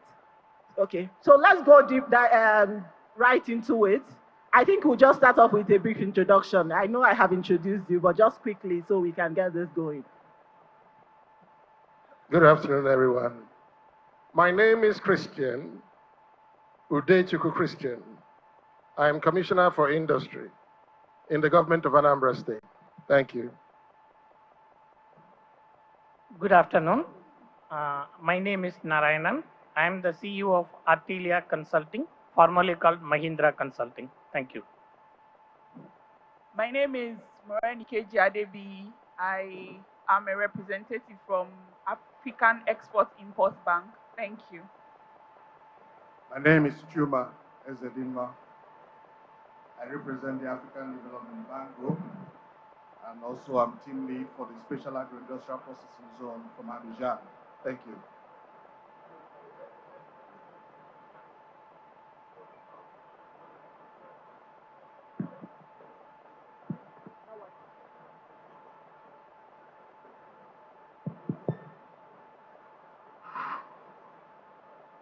Okay, let's go to the first question. This will go to Commissioner for Industry. I know that from this administration, industrialization is a very big agenda on of Mr. Governor. So how does AMIC align with the current industrialization agenda of Mr. Governor? Sorry, 1 second. Ladies and gentlemen, we have pleaded, please take your seats and keep it down. Mr. Governor, sir, I don't know what we can do to punish these people who are not listening to us. We need to get people to settle down. Please, can we take our seats, please? We need to take our seats, please, so that we can go on with today's events. Those at the back, please keep your voices down. This is a very important part of today's event. Our industrialists, Dr. Cosmos Madoka, thank you very much. Please, we'd just like to crave your indulgence, everyone, to please take our seats so that we can pay attention to the reason why we are gathered here today, please. Enough of the walking around and pleasantries, please. Thank you very much. Thank you. Okay, please go ahead. Thank you once again. The Anambra Mixed-Use Industrial City is the flagship project for the industrialization of Anambra. Historically, Anambra State has been very strong in trade, commerce, and industry, primarily an agro-based economy, but with strong entrepreneurial drive. And we have 12 clusters of industrial developments across Anambra. But the haphazard growth that we have seen historically meant that Mr. Governor, Professor Chukwuma Charles Soludo, felt the need to have a structured approach to industrial development. And that is the reason this administration has given birth to the concept development for Anambra Mixed-Use Industrial City. It is an industrial development that is cross-sectoral in focus. We have the Automotive Industrial Park, where all the latest technologies related to assemblage, whether it be CKD or SKD enterprises, will be located. We have the Pharmaceutical Industrial Project. The industrial park for the pharmaceutical entities also will be structured specifically to cater to the needs of pharmaceutical industries. And then we have the agro-processing. The agro-processing essentially is focused on what it says it will do, which is food processing. And then we also have the logistics, the warehouses, the entertainment centers, the financial centers, the high-tech centers, the high-tech zones, the textiles, clothing, apparel lines, and then the residential areas. Now, it's a complete ecosystem that also includes an airstrip and a helipad with play zones and walk-to-walk locations to be able to cater to the needs of the specialized industries that will be located there. I hope that answers your question. That's well responded to. So you said that this, the AMIC is our flagship project of this present administration and is geared towards enabling our industrialization drive. I think that's quite explainable, that's understandable from what you have just said. I think the question then smoothly goes to the next, our next speaker, who is the CEO of Atelier Consulting. Atelier Consulting developed or supported Anambra State government in developing the master plan, the business plan of AMIC. I think the question to you is, how is this project different? How is AMIC unique? I know there's a whole lot of industrial cities everywhere. How is this unique? And what are the features of this industrial plan? I think we want to hear that from you and see how this... Thank you. Thank you for that question. AMIC is very uniquely configured. Before we started the configuration, we have studied the success and failure models of many industrial parks across various states in Nigeria as well as across the various continents. And then we have uniquely conceived with certain key principles, which I will explain. The first and foremost is the selection of appropriate value chains. We have selected those value chains which are very much required for this state and also aligning with the policies and vision of the state. Also the Honorable Commissioner had his own visions. So all those things have been brought into, so we are exactly aligning with the policy of the state. While configuring the value chains, we have also considered the export opportunity products, the import substitute products, and how the innovative and new products can be brought into this project. And then the second most important thing is the demand assessment for these value chains. We have carefully estimated the demand, and the industrial park, we cannot just decide how much of acres or hectares we need to develop the project. We need to clearly come up with an estimation. What is the demand for space within the industrial park? So for those value chains which have been shortlisted, we had come up with the most realistic model and come up with a most appropriate area for development. And that also will be developed over phases. Then the next exercise, we did a proper benchmarking. Here the benchmarking is in terms of infrastructure, the pricing strategies, and also we have considered many factors like the affordability of the occupant units, the likely participation from the various private sectors. So all those things have been taken into consideration. And then this Anambra AMIC mixed use industrial city is above other industrial parks that are being developed in the country. Then the next exercise is developing it as a holistic city, that is city by itself. So it is not only addressing the requirement of the industrial infrastructure, we have also included all the social, commercial and other infrastructures, and apart from general infrastructure like road, water, sewer, etc. We have also included the specialized and specific infrastructure specifically catering to the needs of the occupant industries. In a nutshell, it is a city by itself, and it is a self-contained city where you will have a work, live, learn, play concept. Then the next exercise is the stakeholder consultation. We have done a very thorough stakeholder consultation, and with the stakeholder consultation, we have arrived at the exact requirement of the key stakeholders, and the designs are very much customized. Then we started the implementation focus. Implementability is very important for such projects. So we have understood the nitty-gritties of developing an industrial park in this state, and we have made it very inclusive model in a way that we have providing various options to the occupant industries. Like for example, we are providing plug and play facilities, we are providing flatted factories, multi-tenanted buildings, also providing the land for lease to the occupant units who can build their own facilities. So in a way, we are making it very socially sustainable, inclusive model, and anybody can operate. And also within the parcellation, we are trying to give small scale industries, medium enterprises, large enterprises. So anybody looking for land can come and occupy within this industrial estate. Then we have made it a very phased implementation, and then all the eco-efficiency and sustainable features of development have been included. And end of the day, we are also trying to attempt a industrial ecology, symbiosis, and also a circular economy creation. So it will be a very sustainable model in the AMIC space. Thank you.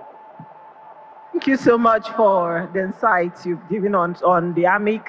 I think if I recap what you just said, you're saying that the AMIC model was developed, project was developed to accelerate development of value chains in Anambra State. So that means the Anambra State context was put into consideration. What are we able to produce? What do we have advantage in Anambra State to be able to produce? And that kind of defined the industries that you prioritized and the zones you prioritized in the zones. And you're looking at potential for exports. You're looking at the import substitutions. You're also looking at some a demand-driven sectoral focus that could actually drive the acceleration of the city. You said is something unique about the zone is that it cannot be, we don't expect it to be developed once, so it's being planned in phases. So that kind of gives us almost says that we can start as quickly as possible. And then also, I know you spoke so much about it being a smart city, and also the need that some sustainability conversations has been taken into consideration to ensure that those projects actually is sustainable and it also meets the demands of this current time. And I think there's something you said very importantly, that you did a whole lot of stakeholder consultation, and that's to say that the plan should be holistic, or it is holistic, and maybe captures the input, has a well-rounded input from everyone. I think that's quite insightful to know. I think the next question will go to Afrexim Morenike. I had said that based on a very bullish scenario for the development of this plan, the state needs to invest a minimum at least $4 billion to fully develop this plan, this park. So what would Afrexim do? First is to ask, how does Afrexim kind of support the development, or how do they advise, especially in development of this kind of park, and what role would they play in supporting Anambra State on this? Okay, thank you very much, Madam. So I'm going to approach the question under 4 headings of how Afrexim Bank has planned and everything is also well detailed in the memorandum of understanding that was signed, but I will just do a recap again of how Afrexim Bank is partnering with the AMIC. So under the first one will be to provide technical support. So Afrexim Bank, in collaboration with Arise IIP, who had also spoken earlier today, are working together to work on bringing the project to bankability. And what does that mean? We are working together on the feasibility studies, which is ongoing right now, and we are looking at completing it in the first quarter of 2025. Apart from that, we are also in collaboration with Arise as well. We are working on the legal frameworks. We are also providing other technical services. So then I move to the financial support. Under the agreement as well, Afrexim Bank is committed to providing different financing options up to around $200 million, and that would go a long way in ensuring that the projects come up to speed. So we are working on the project from the feasibility study up to the project preparation, then the project itself, and even after the project as well, we are still going to be providing financial support one way or the other to ensure that the project keeps running and it's sustained or it outlives every one of us here. Then the other part that we are also providing support is the capacity building. So as we know that having a project is not just enough, but having the right set of people with the right skill set is what will take the project to the next level. So Afrexim Bank has also committed to provide capacity building support in areas of training, and then we also have several SME workshops that we are also slated to provide. And then also we have technical and support services as well. So all these are what we always provide to our existing industrial parks and special economic zones. And this as well is the same kind of support that we will lend to the AMIC. And then the last on the list will be the market access. So now the project is ready. The land is taken up. The industries have taken up. How do we provide market access? The Afrexim Bank also, because of our partnership across the continent, because of our multilateral status, and then we also have other sub-companies. For instance, let me quickly talk about our new company, which is ATDC, is the Afrexim Bank Transformation and Development Company. What ATDC does is that it provides market to all the products and services that are churning out of the industrial parks. So let's say, for instance, like my colleague has said here about the agro-processing, about the automobiles, all these products are ready. How do we ensure that these products get to the right channels, to the right regions? So because of what ATDC does is they take these products off and they advertise this across the entire region in Africa. So that is one of the service that we are going to be providing. We also will facilitate, like I said earlier, will facilitate connections with the main regional hubs in the country and within the continent. And then Afrexim Bank also have what we call the African Quality Assurance Centers. Our African Quality Assurance Centers, what we basically do is to ensure that the products that are coming from our industrial parks and special economic zones are of the right quality, that would attract, that are fit for export. Let me just say that. So now they ensure that the testing is right, they have the right certifications and standards, and then ensure that all the products and services that are coming out of the zone are marketable and they are acceptable from importers and exporters alike. So these are some of the among other things, these are some of the ways in which we will be partnering with AMIC to ensure that it is successful, and not only that, it outlives every one of us here, and then it transcends into generations that are coming after us. Thank you. Thank you so much. Thank you so much. It kind of shows us that Afrexim is here to stay with us for the longest time, right? Because from the project development through to even the point of access to market, that shows that Afrexim has committed to being a long-term partner on this particular project.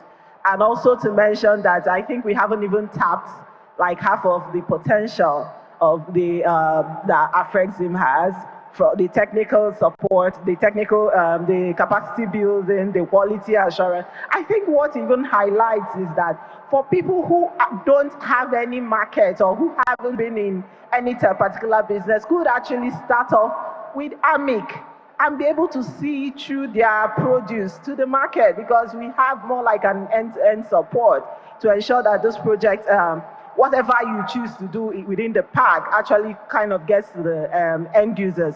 I think, thank you, Afrexim, Morenike, for telling us that we have a long-term partnership with Afrexim. Thank you so much. So the next question will go to AFDB. AFDB is here represented by Dr. Chukwuma Ezedinma. I think the question is, of course, we will also know what the bulk of things to do we will be doing with AFDB. But I think to just mention around the importance of infrastructure, because I know that I hear Governor saying we are trying to catalyze some of the investments in AMIC by making some pre-investments into this location. I think the question is, what options do we have? I think that's the first question to you before we go into the future. What options do we have? Because yes, the state can do so much, but then are there arrays of options that we haven't considered? Perhaps you could tell us broadly what we could, what options we have to actually stimulate some infrastructure investment in the park before we finally get into to attract more investment. Yeah, thank you very much, Commissioner. let me begin by saying that when it comes to financing, you either have debt or you have equity. And the African Development Bank is coming in on the debt side. One of the options which actually is being considered by the state in terms of the AMIC is the public-private partnership option, in which ARISE is, through the support of the AfriExim, is providing the equity. The African Development Bank is going to provide the debt. And that has already been discussed as of last 2 weeks with the government, with ANSIPA and the rest of the team and the commissioner here.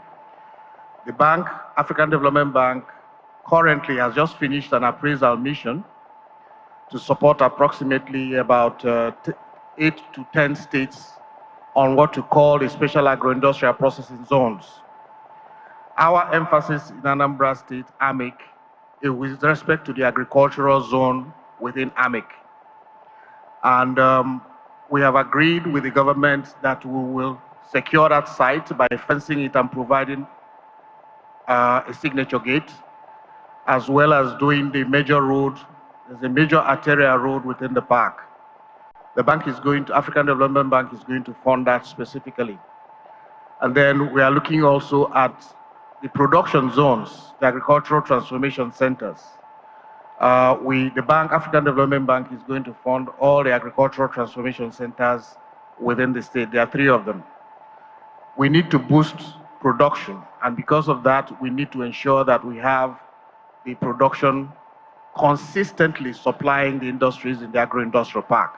Otherwise, if you do the park and you don't have the production, then you have a challenge. So the bank is also funding that aspect in full. And we are funding that under a PPP arrangement.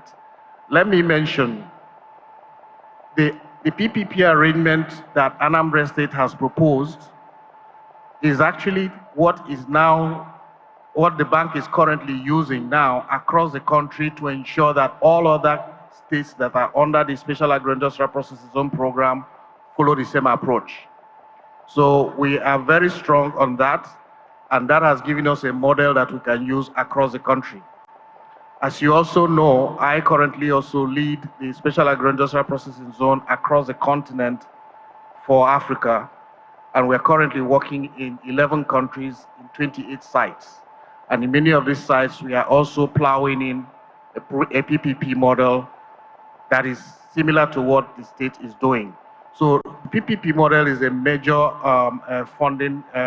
infrastructure funding approach that we are going to be using with respect to the Anambra State Special Agro-Industrial Processing Zone, or AMIC, as you call it.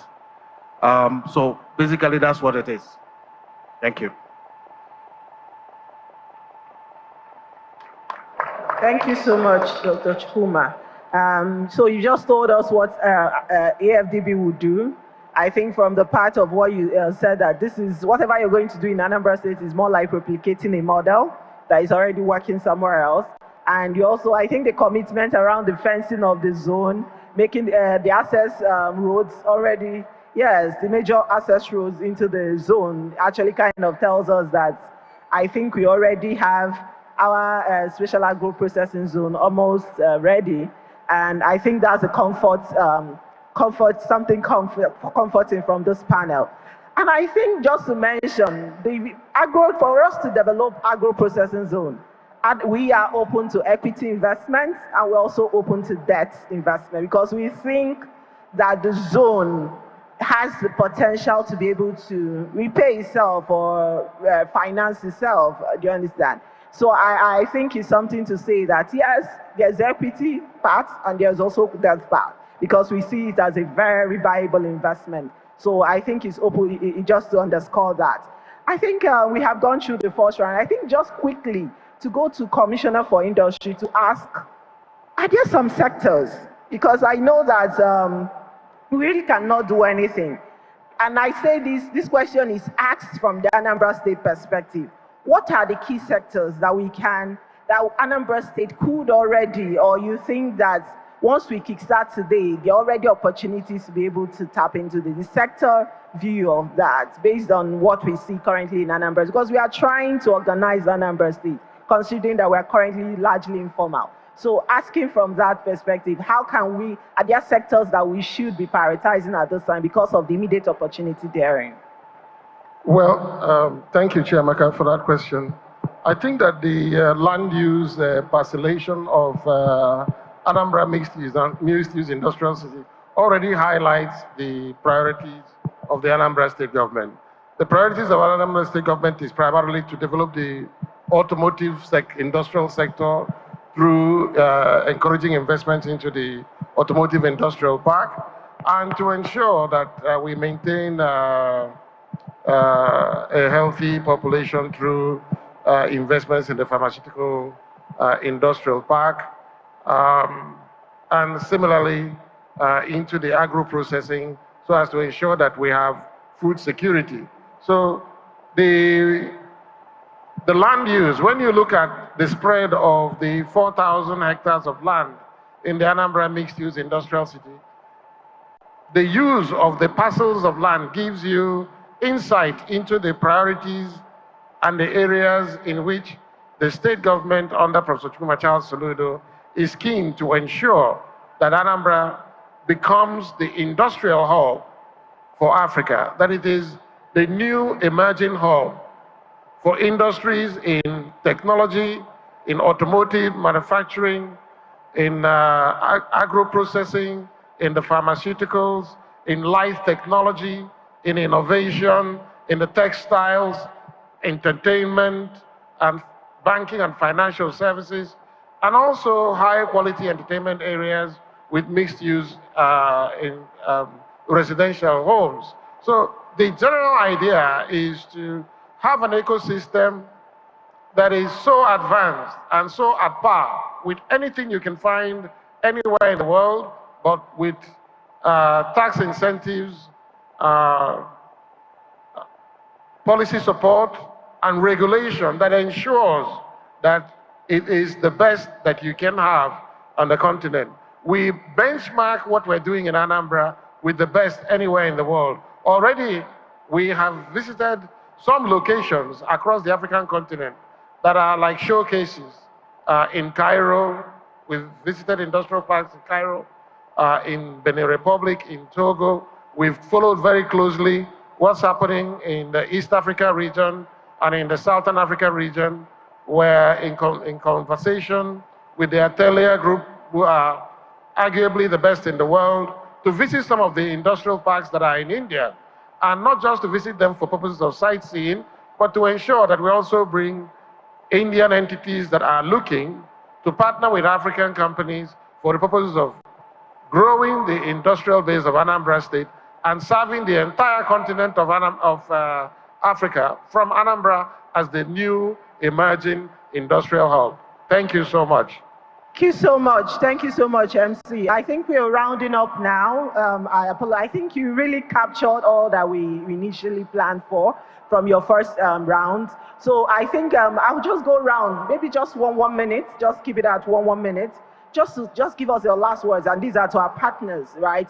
We hear what you said, we hear how you're looking to your commitment to Anambra State, what you intend to do. So just maybe one last word from you before we call it a day, because we're running out of time.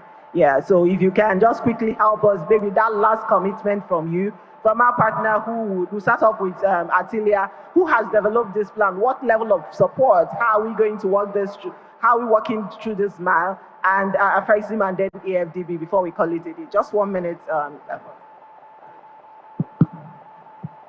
Thank you. From Atelier side, since we have conceived the project, we will ensure that the designs are carried out exactly suiting to the needs of the occupant industries, and we can attract investments. There are two types of investments, both the developers who can come and occupy, as well as the units that can come and occupy. So the configuration should be very flexible, and we will ensure that it happens. Thank you. Thank you so much. Marinika, please go on. Thank you very much. I'll just close with this. There's an African proverb that says that if you want to go fast, go alone. If you want to go far, then you go together. So at Afrexim Bank, we appreciate the fact that Anambra State is leveraging on several partnership, strategic collaborations, and we also want to recommit to say that we are in it with the state government over the long run, and we wish us all the best in our future endeavors. Thank you. Hello, thank you very much.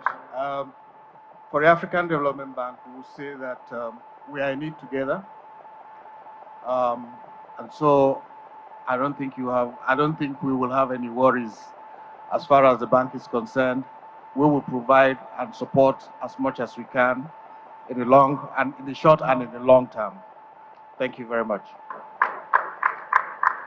Thank you. It's been an interesting and exciting session with you guys.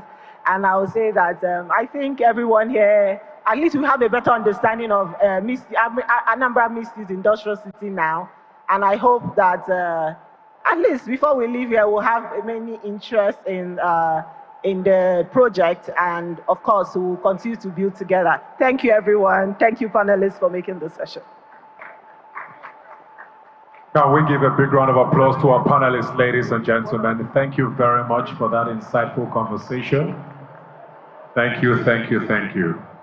From the audience, you can tell those who are ready to make money in Anambra State, and those were the people who were sitting and listening, because the Anambra mixed-use development is extremely important, and it's only those who decide to be a part of it that will reap the fruits and the benefits of what is to come from that amazing project. Ladies and gentlemen, we have just one more panel to go before we take our closing remarks from the chairman of ANSIPA.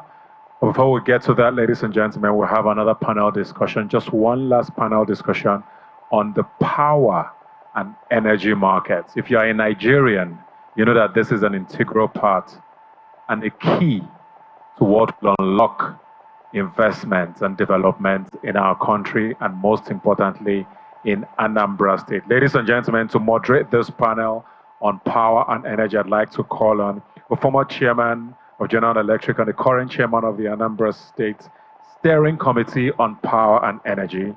Please put your hands together for our moderator, Chike Okonkwo, as he joins me here on stage. Your hands together for him, ladies and gentlemen. Chike Okonkwo will be joining us on stage to moderate the second panel on power and energy. It's our final panel of the day, but this is very, very important. And even if you are not a part or a member or a stakeholder in Anambra State, listening to this panel might help you take it back to wherever you are to unlock all of the potentials that your region or your state holds. Ladies and gentlemen, Chike Okonkwo.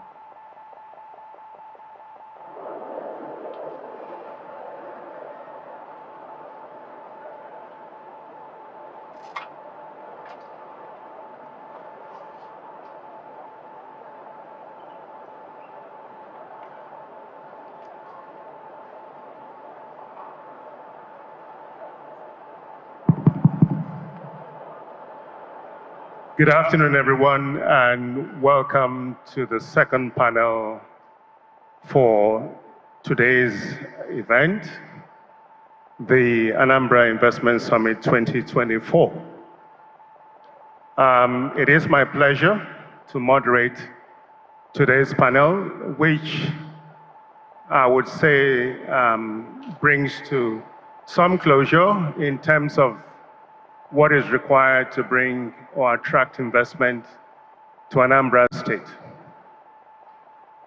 In 2022, Mr. Governor, just before his inauguration, identified the importance of having energy sufficiency in Anambra State and quickly realized the need to reconstitute the Power Committee and tasking the Power Committee to fast-track the development of the regulatory institutional framework for the development of electricity market in Anambra State. I'm happy today to discuss the way we can actually meet the energy needs of Anambra State with the panelists drawn from several sectors, and I would like to call them on board. Dolapo Ogumekon, who is the Director of Sales and Marketing at Axela Limited. Can you please join us on the panel? With him also, I'd like to invite Anthony Chukwueke, who is the MD CEO, Sterling Energy Exploration and Production Company, SIPCO. Also to join them on the panel, thank you, is Pravin Shogade, the MD CEO, Enugu Electricity Distribution Company Limited. And finally, to join them on the panel, Mr. Michael Nzewi, MD CEO, Cardinal Stone Partners.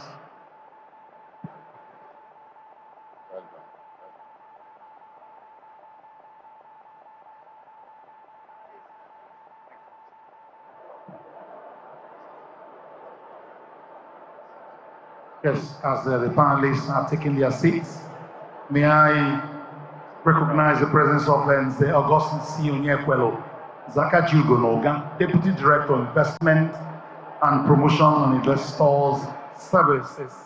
Yes, NEPZA headquarters in Abuja. Representing Dr. Olufemi Oguremi, Managing Director, CEO, NEPZA headquarters in Abuja. And then Haruna Abrahaman, Director, NMPC Gas Marketing Limited, and Ambassador Maureen Tamuno, Group MD, Aloja Investment Company Limited. Thank you so much for being here. Okay, thanks very much. We've been asked to go straight to the point. Everything we've discussed today culminates in being able to attract investment into Anambra State, and without adequate power supply, that would be absolutely impossible. And one of the things, like I mentioned earlier, that we did as a state, tasked by Mr. Governor, is to develop the necessary framework, both institutional and regulatory framework. And to do that, we conducted what we called an integrated resource plan, conducted by the United States Agency for International Development, or funded by the United States Agency for International Development, in which it was identified that piped natural gas will be the primary fuel for the generation of electricity in Anambra State. So with that as a backdrop, I'd like to pose the first question to Mr. Anthony Chukwueke. SIPCO, your company is the foremost oil exploration and production company in Anambra State. As you're well aware, Anambra Basin has about 10 trillion cubic feet of proven gas reserves. So the question to you is, what would organizations like yourself, like SIPCO, consider in increasing investment in the development of natural gas assets in Anambra State to enable us to meet our requirements for energy sufficiency? Thank you very much. Reflecting on what you have asked,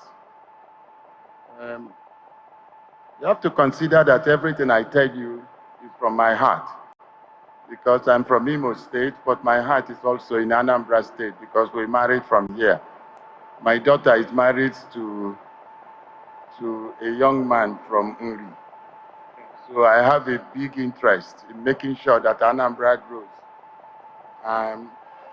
The philosophy that and the vision that Mr. Governor have expressed is one which I support.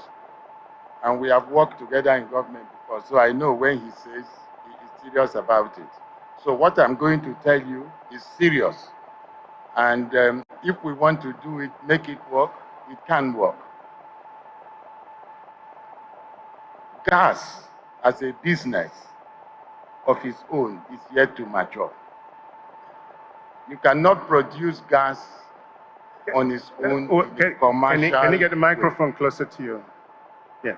So, what I repeat myself, gas as a business in Nigeria is yet to mature. You cannot develop it without liquids.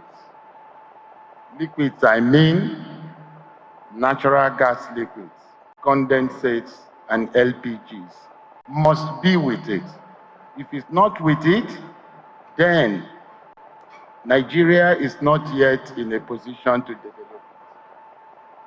So, a lot of the resources in Anambra State are dry. They come from very old rocks. We call them Cretaceous rocks. And so all the liquids have escaped and the gas is dry. So you can have a lot of these reserves, but to produce it commercially is nearly impossible the way Nigeria is now. So Anambra, and particularly the states of the Southeast, have to get the gas that is being produced today. Incidentally, the Niger Delta also gets to Anambra, but in a small way. So there are two things which we must do.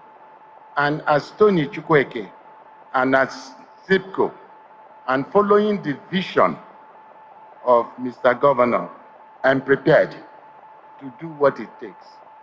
First, it is to get the gas which is being produced today.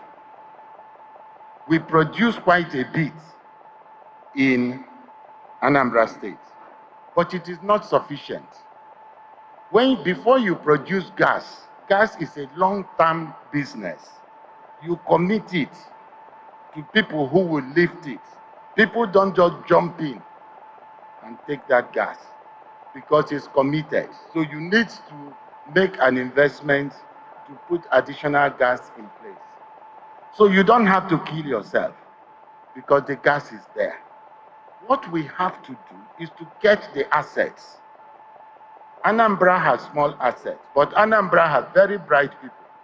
You see, I've seen Cosmos Maduka, is my friend, we have talked. I saw Chief Emeka, we are colleagues, we have talked. The assets which are being divested today by the oil companies is a good opportunity for Anambra. And with our governor, we have the reach to be able to get them. So as a group, we have to constitute ourselves in such a way as to be able to get one or two of those assets to support Anambra development.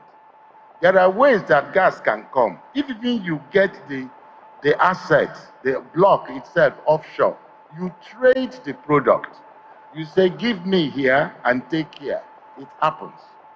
So what is important is to have access to commercially developable gas. And we can work it as a group. But for anything to happen in Anambra and for SIPCO, we need, I think the governor himself mentioned it, that he's working through to make sure that investors are happy to put their money in Anambra. SIPCO is already here, but we face a lot of challenges. Security, number one. People get afraid. When I was coming to Anambra this morning, they had to do all kinds of security checks, security that. And I said, but I'm a son of this place. Why? Security, key. And of